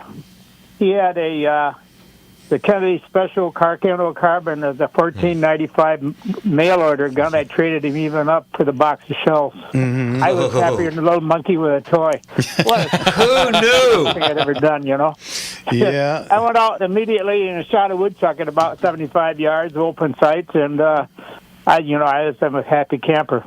Then I realized later on that I did a stupid thing, and I always wanted to get another one to replace it. I found one up here at Southern California Gun. They had a pretty healthy price on it, and I probably paid too much for it. I paid $3,600. It was in good to fair condition. Had some things on it. Toombul, you know where Toombul is in upstate New York? Oh, yeah. Of course.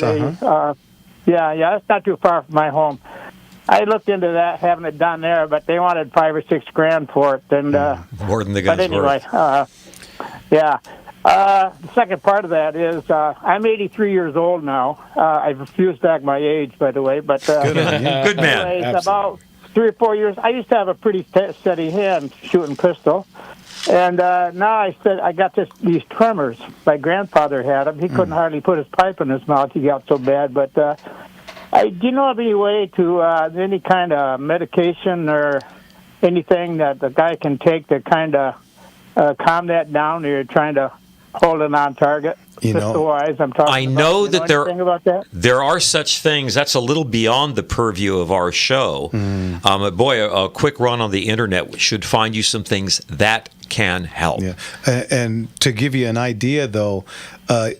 Something you might want to look into is go to a place where you can sit, then put an ammo can with a sandbag on top, and then rest your hand on top of right? that. Smart. Yeah, I've seen lots of guys older shoot that way. Yeah, I understand that part. Yeah, I used to be able to hold a really tight group. I mean, I was rock steady, but Sure. Now it's like I have to release the trigger when it's waving past the bullseye. Understood. Yeah. Anyway, Father Time beats us all, Yeah. but you're still in the game. Yeah. Do it. Jeff suggested. Throw up a sandbag. Yeah. Also, Ron, check my catalog when it comes out in the next couple of weeks. We've got 3 or 4 Model 73s in this auction coming up, and I think you'll get a better deal than what you got there. Hey, now. Yeah. Well, I bought it and that's it. But I'm not sure. It's in fair condition. It's it looks good. It's all there and everything, but there's a couple screws that are wobbly and things like that. But what should I have paid for that? I paid $3,600. What do you think? What caliber? 3840. 3840. And how much finish is left on the gun itself? So there was a little patina. The bluing is still there. Things like that. Okay. And about the case coloring on the receiver? Yeah, it's I don't. It's in my safe right now. I haven't looked at it recently, but You know, a fair price on a 73 and 3840 is anywhere from $1,000 for condition to pretty good condition, maybe $2,000. So a little rich. Yeah, they got you a little bit, I think. Yeah. I realized afterwards, but you got it. Yeah, you know what? There wasn't much to do about it, but yeah. So, Okay, well, listen, I'll let you guys go. I appreciate you talking Thanks with for the me call. and stuff like that. Oh, by the way, you know, the 22-250s, they're pretty popular. So Varmint 22. Oh, yeah. I used to use the Swift. I used to shoot woodchucks. I had 3 old Model 70 Swifts with a universal scope. And oh, boy. anybody, are the Swifts becoming popular again or not? You know They have anything never about that? really not been popular. It's just that the crowd shooting them has to really know what a 220 Swift is. Yes. So Yeah. The old Model 70 Winchester, you could adjust that trigger. I had it so there was no take up on it. It probably was about 3 pounds. It wasn't too much of a hair trigger. great gun, great caliber. Ron, we got to go. We're coming up on a break. Thanks for the call. Okay, we'll talk to you later. Thank Okay, you. Absolutely. bet. Thanks Take for care. calling, Ron. God bless. Representing San Diego. All right. Hey, guys, we got lines open. Let's go. 866-870-5752. Once again, 866-870-5752. You're listening to Gunslingers right here on The Gunslinger Syndicated Radio Network. And we'll be right back. Yes, sir.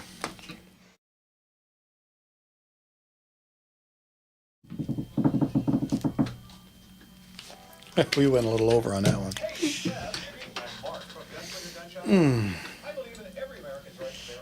We got a little medical advice online here from Max. Tell Ron to try some rum and coke therapy. No. Not encouraging that before you go shooting. No. Old school shooting in Swift. Yeah, it is, Kirk. Yeah, it is. It's also a great song right there. Do. Oh, and then Kirk brought up the Gyrojet. Yeah. Oh, the you brought up gyro, Jesus. The Sturmwerfer. Oh, the Sturmgewehr 44 with the little barrel curve device. Curve barrel, the corner shot. Yeah, Glock actually made one of those. Oh, wow. Israeli military industries made one where the whole gun turns the corner, which is so smart. And they got a little screen on it. So you're not trying to bend the bullet. Yeah, because that's Wrong answer. Who turns the gold again? Well, I'm rainbows down and going away. I don't remember the damn words anymore. My blue moon turns to gold again. He'll be back within my arms to stay.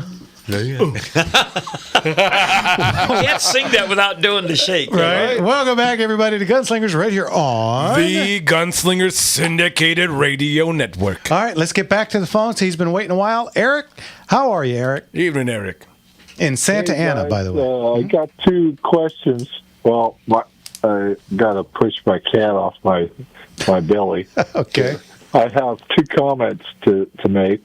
One is be careful with flits if you're polishing any nickel-plated firearms, because you got to wipe that stuff off and chemically treat it so the flits does not attack the nickel plating. Oh, good advice. The second part is I'm a reloader. I reload for AR-15 and SKS AR.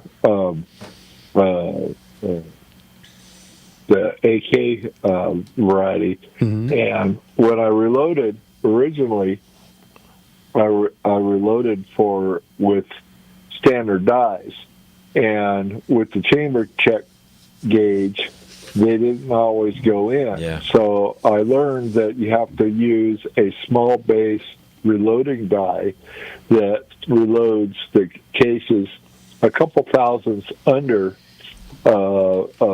spec, so that they will function in a semi-auto. And That's not uncommon. And if you don't do that, then you'll have problems, maybe chambering and ejecting and that sort of thing. So there it is. Well, the SKS and the AK-47 have a reputation for real bulletproof reliability, and one of the reasons they do is because some of the dimensions are what's the word I'm looking for? Generous. Rather wide. Yeah. Oh, you there? Really, yeah. Yeah, I'm here. Oh, Okay, yeah. Anyway, so Well, let's not get too far out in the weeds because not everybody knows much about reloading. Yeah. But what he's talking about is to reload a 5.56 or a 223 and a 7.62 especially 7.62 by 39. That's the AK round or the SKS round. Also, pretty much any of the Soviet bloc type of rifles that are newer, Right. and by newer I mean 50s and up. Not the old 7.62 by 54R, which is the old standard World War I era. Yeah. basically a rimmed 308. Yeah, and I have reloaded pistols forever. I used to reload for my 45-70 when I was shooting it at cowboy matches for long range, because 45-70, 45 would be the caliber, 70 is the amount of black powder that would go in, but that was too damn much. So I would dump it down to about 45-40, and then I'd use a filler of cream of wheat, of all things, to fill up that case, because black powder, you have to have no case space. This has to be solid. It's got to be compressed. Yeah, it's got to be compressed. Otherwise, it doesn't work right, and you can get all kinds of issues going on with that. So, and burnt cream of wheat smells. It smells like breakfast. Yeah, it smells pretty good. Otherwise, it smells like that fireworks the next morning smell. Or a burrito the next morning smell. Ooh, okay. You get the point. Sulfury. Very sulfury. So I never really got into loading rifle too much, also because of the stretching in the case and the trimming and stuff. To me, it was just easier to go buy stuff. So I never really got into Being in your industry, you have more readily access to it. So. Most copper cases or brass-based cases will stretch when you fire them a little bit. And so what happens is when you're firing, especially a semi-automatic, the case does bulge outward somewhat, and that's going to depend on the variations in the chamber that you're loading it into as well, okay? Now, if the chamber is, to use the term again, generous, that case will bulge more than it wants to, and so your die has to compress it back down to size. And what he's talking about is using something that crushes it back down below its size, so that it will fit into a chamber of any size that's within the plus or minus dimensions allowed by a military firearm. Wow, that was tedious. Sorry, and that's why we don't do more rifle related. Yeah, but everything you said is right. Yeah, it was just too cumbersome for me. Same with shot shells. I know so many cowboy shooters that still load their shot shells. To me, it's just a pain in the. Mostly that's so they can tailor the load to their own needs. Yeah, but you know what? STS Remingtons, I'm good to go. But find me some STS Remingtons on the shelf at most stores. With the double A's and the double A, than the double A's. The double A's have been a little wonky. The steel case, and you can check them with the magnet. Yep. Because steel case shotgun shells won't always fall out of a double. No, you know your stuff. Yeah, what'll happen at the bottom with a magnet. Yeah, at the bottom you'll have of a shot shell, you'll have the little brass piece, and sometimes it's bright shiny. Usually the bright shiny is the steel, and those are fine for pump shotguns and so on and so forth. But when you got to huck that dude out like you do in cowboy action in a hurry, the ribbed, for lack of better explanation, shot shells. Those don't work well for less than 6 fast segments. Unloading. Don't work well, and the metal has the same problem that you were describing, Eric, on your semi-automatic rifle cartridges. That is, it expands too so much, and then it doesn't want to come out easily. Yeah, so it's always best for reliability reasons that you get a small base reloading die with a carbide neck expander. Because if you don't use the carbide neck expander, it'll wear out, and you'll have variances in the tolerances. And this is for the precision rifle shooting guys out there that reload and shoot for accuracy. Not bench rest quality, but almost there. Yeah. Okay. Eric, as always, thanks for the call. Good call. We'll talk to you later. Absolutely. Thank you. Thank you. God bless you. I've had that same problem loading 223, by the way. Well, oddly enough, the old Burrow Canyon range, I'm not Burrow Canyon, Fish Canyon range in Doherty, there was the clubhouse guys that got down at the end that would shoot the 200-yarders. And it was so interesting to me as a kind of an up-and-coming shooter back in the 80s or whatever. And I'd watch these guys, and they'd take out one round, and they'd load it, and, boom. And then they'd look through the little chingus, and they'd get it, and then they'd take it out of the rifle. They'd go back and reloaded the same. Yeah, the bed of their truck folded down, and here's their reloader and their trim, and they would trim it, and then they would put it through the reloader. They'd have like 3 different presses because you have to resize it. Right. Then you gotta prime Literally it. using the same case. See, boy, I was just having that conversation with Lucky Jenkins, literally just today, because he's getting into precision rifle shooting. We're used to knocking out when we reload. We're used to knocking out 300 rounds, maybe 400 rounds an hour, right? Yeah, easily. Those guys don't do 300 rounds a year. Yeah. Literally, in the time we would spend, they will have 10 shell cases prepped and ready. Yeah. And we'd be ready to shoot 3 matches. Yeah, pretty much. They got the one. Guys, Bless their hearts. You're listening to Gunslingers right here on The Gunslinger Syndicated Radio Network. And we're going to go with Donovan. We'll be right back. There we go. That's so good. Yeah. La-ti-ta, oh, so la-ti-ta. All right, I was waiting for this break. Can you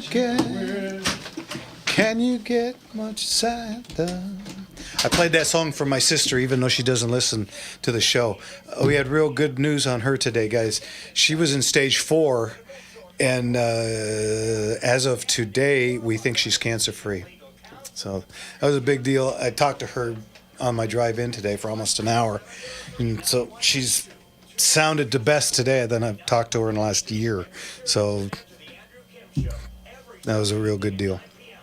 And she was a Donovan fanatic when she was a kid, so it kind of rubbed off on me. What's new with you guys? Oh man, I'm not walking, guys. I can't get motivated. What is wrong? I used to walk 7 days a week, 5 miles a day. I did that for almost 2 solid years. And now I don't get home at a decent time. I'm talking to everybody. I don't get home at a decent time. And if I get home at 5:15 and then I walk for 90 minutes, it's 6:45, and then I got to try and eat dinner. Yeah, and then you're starting to run into going to bed later, and it's like, ugh. So I put 15 pounds back on. I'm just pissed. And I can't figure out how to get back into the swing. Huh? How to shuck those 15 without doing that. But you know what? There really is a spring in your step when you're doing that. I mean, it's obvious to the casual observer. Well, and I'll tell you something else. I don't know if I overdid it, but doing 5 miles a day every day for, like I said, almost 2 solid years, man, I go out walking and it's like, oh, my hip hurts today, or oh, my knee hurts today, or my back's killing me. And I don't know if that's because I put 15 pounds back on or just these don't work the same way they did. Yeah, so God damn it. I hyperextended my right tendon. Oh. Playing baseball. Oh. I just go up every day, go up to the ballpark, and I just hit 100 balls. Toss them up, whack them. 50 right-handed, 50 left-handed. It's part of a comprehensive workout. Not doing anything wrong. I came home one day. What the heck? I didn't do anything wrong. Yeah, I know. Of all the things that, I've had to give up due to one thing or another, baseball is definitely the one I miss most. The heartbreaker.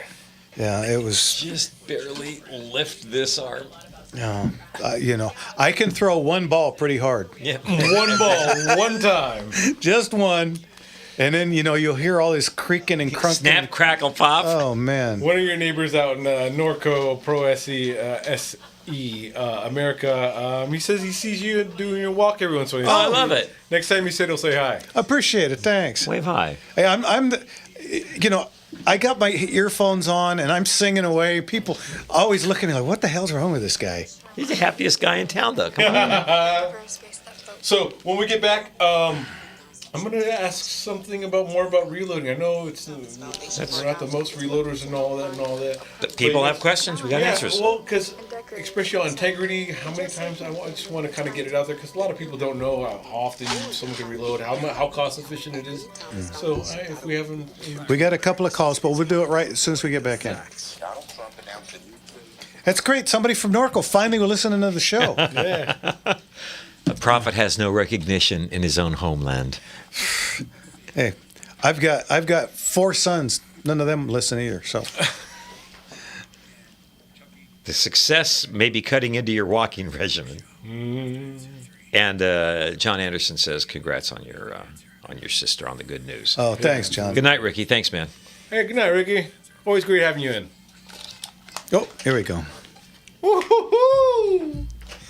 I pulled in just behind a friend. She lays her down. He frowns. Gee, my life's a funny thing. Am I still too young? She gets a diamond there. She took his ring, took his babies, took him minutes, took her nowhere. Heaven knows she's a taker and a faker. Oh. Welcome back, everybody, to Gunslingers right here on The Gunslinger Syndicated Radio Network, baby. That's us. And we got phone calls, but real quick, somebody had a question. Well, I had a question, actually. Yeah, because we're speaking you're about... allowed. Yeah, Go ahead. right? Because I think a lot of people have it on mind. When we're talking about reloading and all that, and you're talking about reloading the same casing over and over and all that. And how many times do you think you can use the same casing for reloading before you kind of Wear the casing out. wear the casing in its integrity and maybe you have a failure in there? That's really going to depend on a few different things, and one of them is going to be the power of the particular round. The hotter the round, the shorter the life. 38 special. Oh, forget about it. You can do that for 10, 12 times sometimes. Like with me with 45 Colt, I go until the damn thing breaks.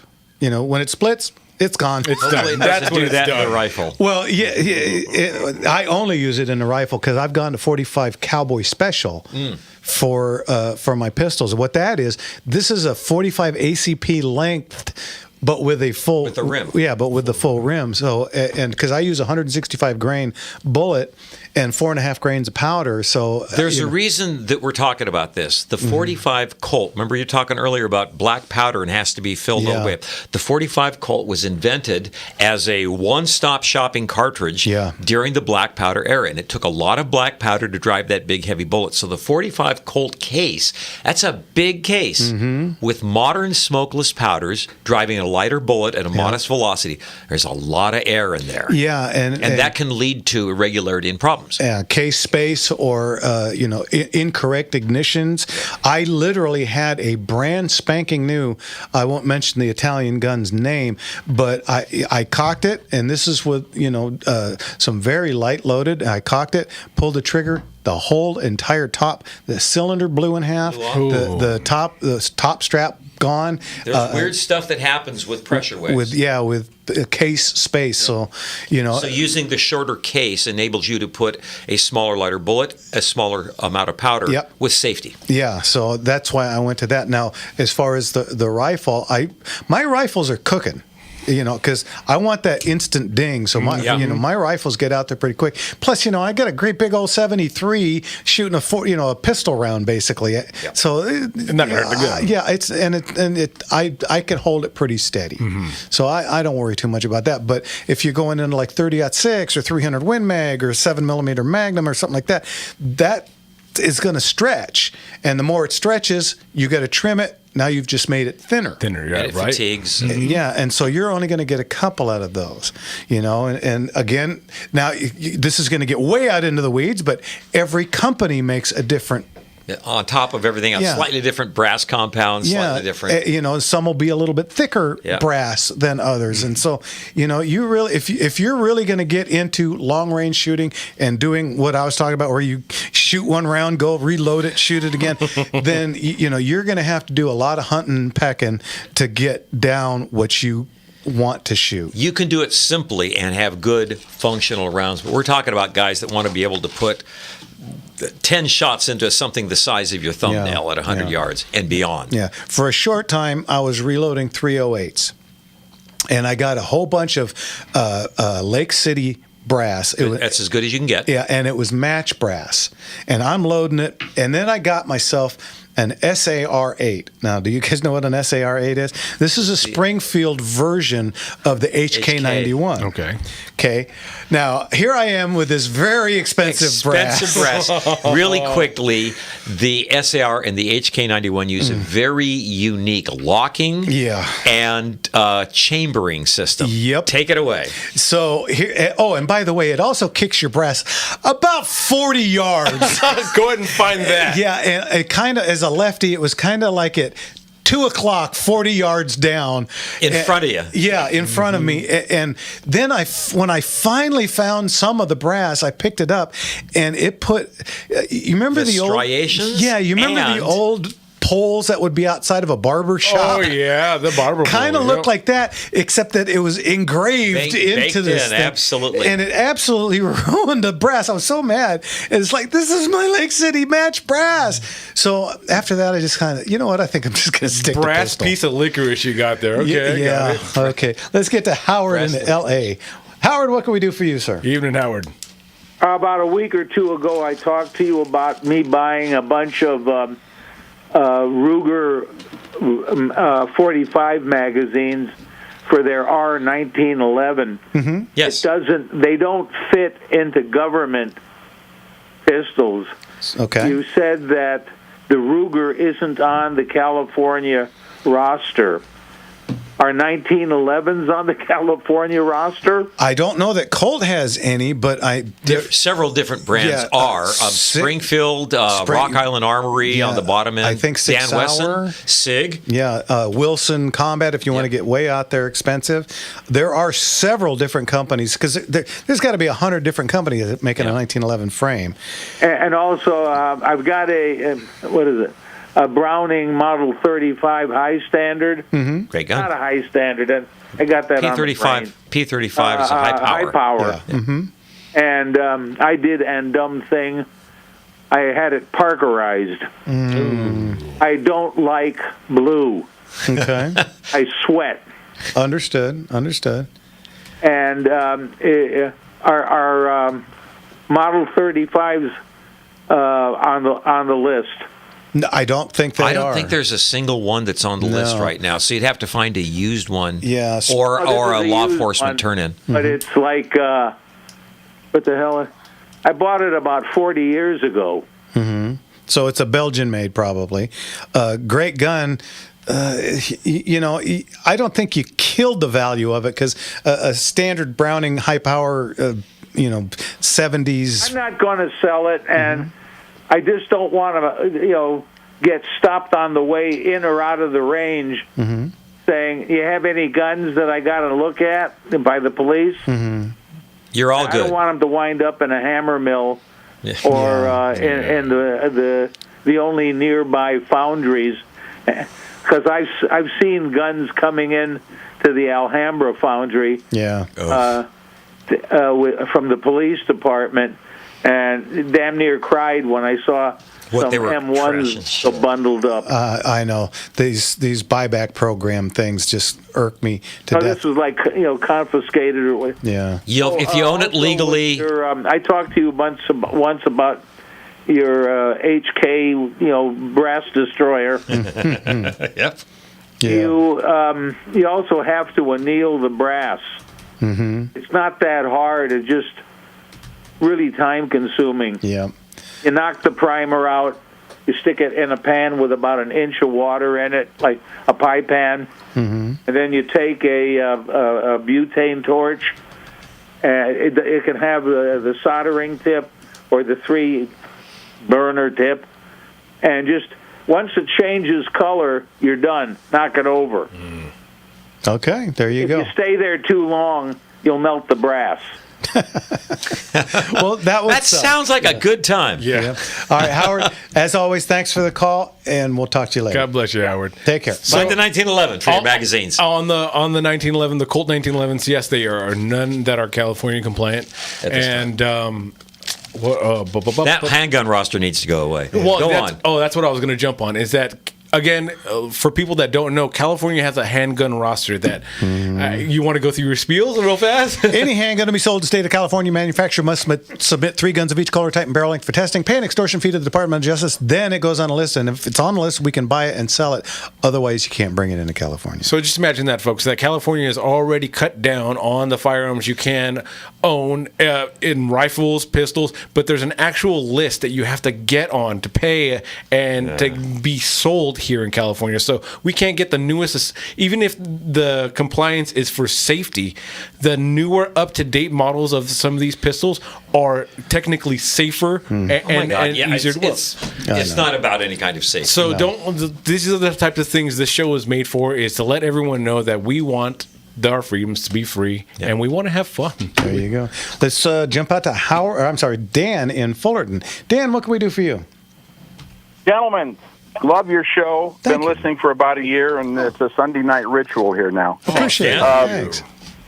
I recently was bequeathed by a very close friend of mine's widow it's a model. It's a Ted Williams Model 21 20 gauge, the one made by High Standard. Mm-hmm. Are you familiar with that? Fairly. They only made a few. Is it a pump or a bolt action? Pump. Okay. The pump. Mm-hmm. It does not have the 870 style knurled threaded knob at the end of the magazine that lets you take the magazine off in seconds. It's fitted. Yeah. It looks like it has a Allen screw that must have something to do with removing the barrel. Anyway, I've been on YouTube, and I've only found one person that even acknowledged it and actually showed one, but did not get into details about any kind of dismantling and cleaning and reassembly. So I'm afraid to start taking this thing. I'm not the most mechanical guy in the world, and I'm afraid to tear this thing apart and end up with a bucket full of pieces, you know. Understood. Well, you can do one of two things. You can either take it to a competent gunsmith, have them clean it, or something I always recommend, gunparts.com. It's numeric arms. You can, for probably 10,000 different firearms, you can go to there and they'll have an exploded view. And you can use that as your guide. Yeah. Give me the name again. It's Numeric Arm. It's NUMRICH arms.com. Oh, okay. All right. By the way, this is a beautiful gun. Yeah. I mean, it I've racked it and I put some what do you call those fake rounds through it? Dummy rounds. Sure. And it racks beautifully. I want to go shoot. I shoot trap, and I'd like to take it out and shoot some trap with it just for fun. Heck yes. But it seems to work perfectly fine, as far as I can tell. We put a light in the barrel and look down the barrel, and it looks clean as a whistle. And so I'm thinking the guy maintained it very well. I didn't even know he had guns. I've known this guy for 40 years. That's not an uncommon tale. Best guess we. Yeah. And then his wife calls me and says, I've got this shotgun that Bill wanted you to have. Oh, that's good. Well, and that's I nice said, of you. Great. And I had no idea. She didn't know what it was. She didn't know she didn't know anything about guns. And I went over there, and here was this beautiful gun. In the original case, the case, it's a bag-style case. That's just beautiful. And it even came with a cleaning kit from, I would say it's from the early 60s that had never been used. If it's a Ted Williams, that was made for Sears by High Standard, and that was from the late 50s, mid 60s, right in there. And Dan, we're coming up on a break. We got to go. Thanks for the call, and if you got any problems, give me a call at the shop, and I'll try and find you either a gunsmith or just bring it in, and I'll try and figure it out for you. Okay? I'll be listening next Sunday, man. Fantastic. Appreciate it. Thanks, Dan. We'll talk to you later. All right, guys, this is our last break for the night. Woo! You're listening to Gunslingers right here on the Gunslinger Syndicated Radio Network. And I don't know what song this is, but we'll be right back.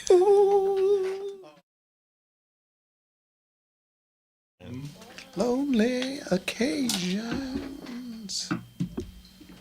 Hey, it's Jeff from Gunslinger Gun Shops, and you have or know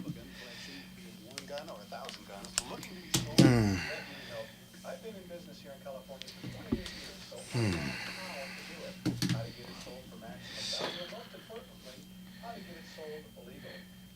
collections or estates, and we come to you. We not only sell firearms, we sell edge weapons. We got Ed in Riverside and Brent from LA. Oh, sweet. Two of our favorites. You guys having fun tonight? You guys can hear me? You guys having fun? You guys are working it in there. Thousands of bidders every auction. We offer finder's fees too for collections you refer to us. Go to gunslingerauctions.com for phone numbers, hours, locations, and any questions you may have. Go to gunslingerauctions.com and we'll see you at the auction. Now, everybody all together, that's Gunslinger Auctions. .com. Join the chorus. Now everybody's learning how. Come on a safari with me. Come on a safari with me. Early in the morning we'll be starting out. Somebody gonna coming along. We're loading up the board with the boards inside and heading out singing a song.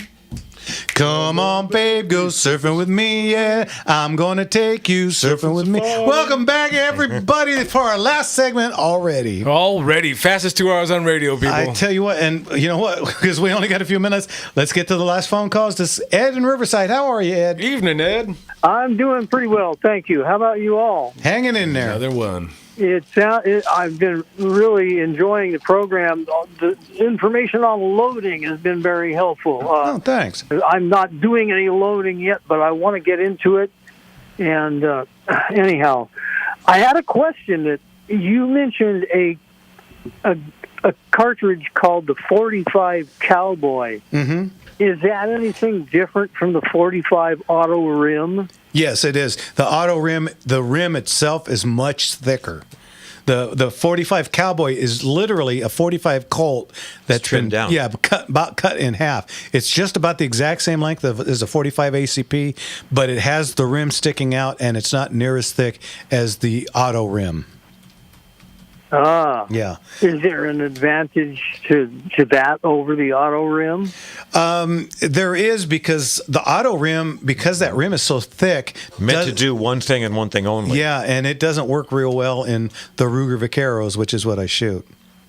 Yeah, I tried the Smith & Wesson Schofield for a bit before they came out with the 45 Cowboy Special, and it worked okay. The problem is getting the components for a Schofield, little difficult. You know, it's a very defunct round, and it was hard getting the dies, and it was hard getting the brass for it. So, but the Cowboy Special is made specifically pretty for popular too. Yeah, it's very specific for cowboy action shooting, and so it's pretty easy to get.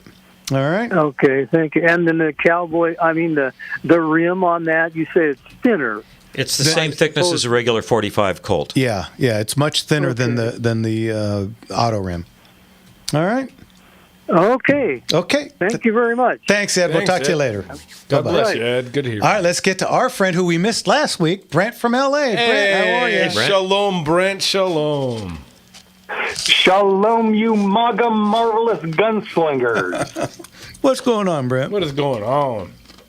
Well, I wanted to say mazel tov on your championship time for being terminated from the CCP's ticky-tacky trader talk. For me, that only turbocharges your constitutional credibility and faithful firearm factor. I say any gunslinger who ain't tossed off ticky-tack ain't worth a saloon's spittoon.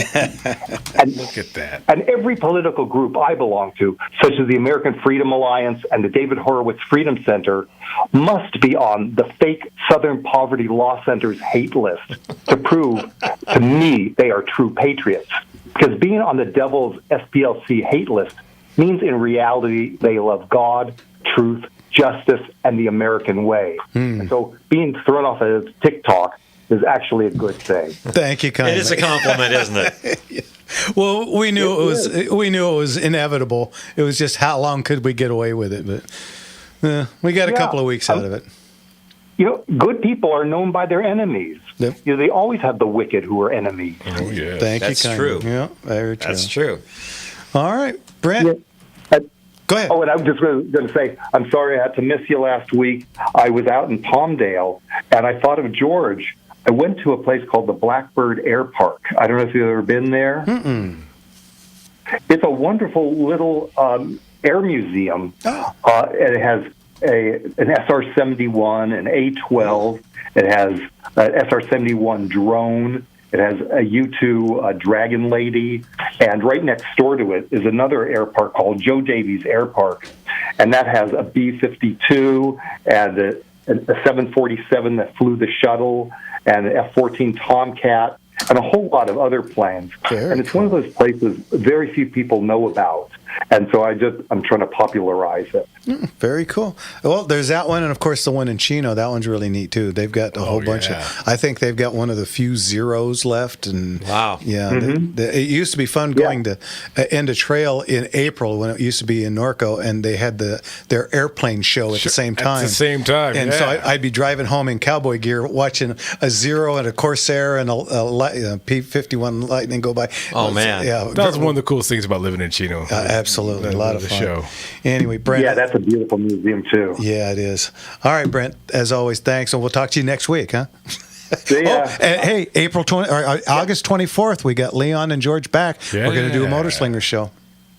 Okay, I'll have to bring the Blackbird part to him there. Absolutely do that. Brent, thanks. We'll talk to you again. God bless you, Brent. Always good to hear from you. Real quick, I want to throw this out for our buddy who is looking for parts for or a disassembly.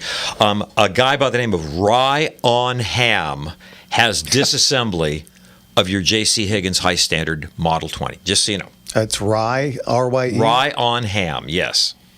Not making that up. How do you find him, though? I'll go to YouTube, look for Rye on Ham, J.C. Higgins disassembly. Oh, okay. Well, there you go. There you go. So Rye on Ham. Just trying to help you here. Go figure that out. You know, I was watching some reels on Facebook the other day, and I come across. If any of you guys have heard of this, he's called Dragon Man. Have you? You seen this? He's got a museum. Holy cow! This thing is amazing. He walks you through it, and it was back in April. Like he said, it was opening April something and something. So I don't know if it's continually open. I think he's in Colorado. Yeah, he's in El Paso County. Dragon Colorado. Man. Yeah, I'm doing homework. And oh man, he's got stuff from World War II, from Korea, from Vietnam. He has his own museum. This is wild. It's huge. And guys, go check it out.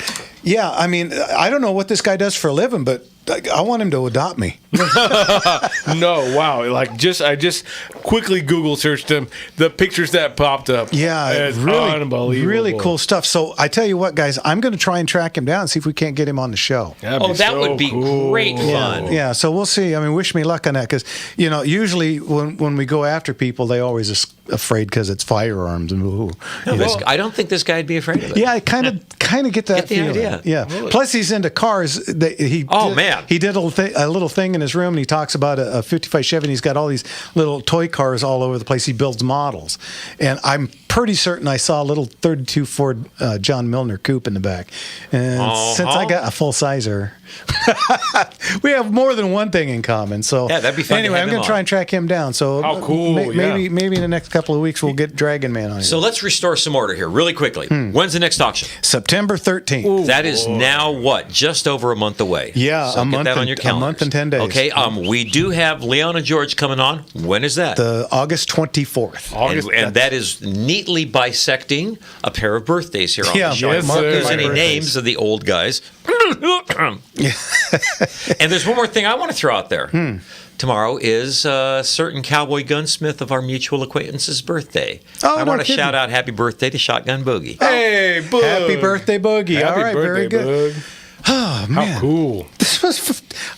Should we just go got 4 here. hours? I mean, what do you think, RJ? Should we start at 5 and just go to 9? Just keep on going, right? I think we'd get the calls. I don't know. Anyway, you know what, guys? When we first came to Sunday night here at KRLA, we were the only live show. Am I wrong? And now it starts at what? Is it 4 or 5? 3?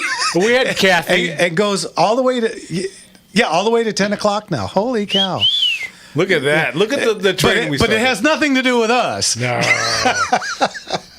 That's pretty cool. They've built a whole show or a whole evening around the Gunslinger show as the anchor because you guys have been so good to be listening. You guys to us. keep radio alive. People are trying to say that radio is dead, but you guys are proof that we are alive and we are here. Yeah, and so we thank you for that. Of course, as always, we thank Ryan in the booth and RJ and Kevin, who I'm sure he'll put you guys up on the screen there, and Brennan over there. Yeah, we're surrounded by great guys over here. Guys. And don't forget, next week is our anniversary show. So I don't know what we're going to do, but we'll do something. Yeah, well, you guys keep letting us know. Hit us up on any of the social pages. Look for 6 years. Can you believe that? Look at that good-looking staff we have. They're running the pictures. Look at those, a bunch of lookers. It's been 6 years. 6 years. I still remember calling you. Hey, Mark, we want to do this thing.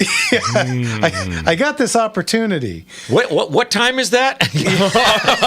Say what? Well, remember we started at 7 o'clock on Saturday. I remember, and then we got moved to 6 a.m. on Sunday. Much better. I remember that's when I came in. Thanks, guys. It made sense. Yeah, right. Guys, thanks again. We'll see you next week. You've been listening to Gunslingers right here on the Gunslinger Syndicated Radio Network. Network. Have a bitchin' week. Heck yeah. Love you. God bless. Thanks for making it fun.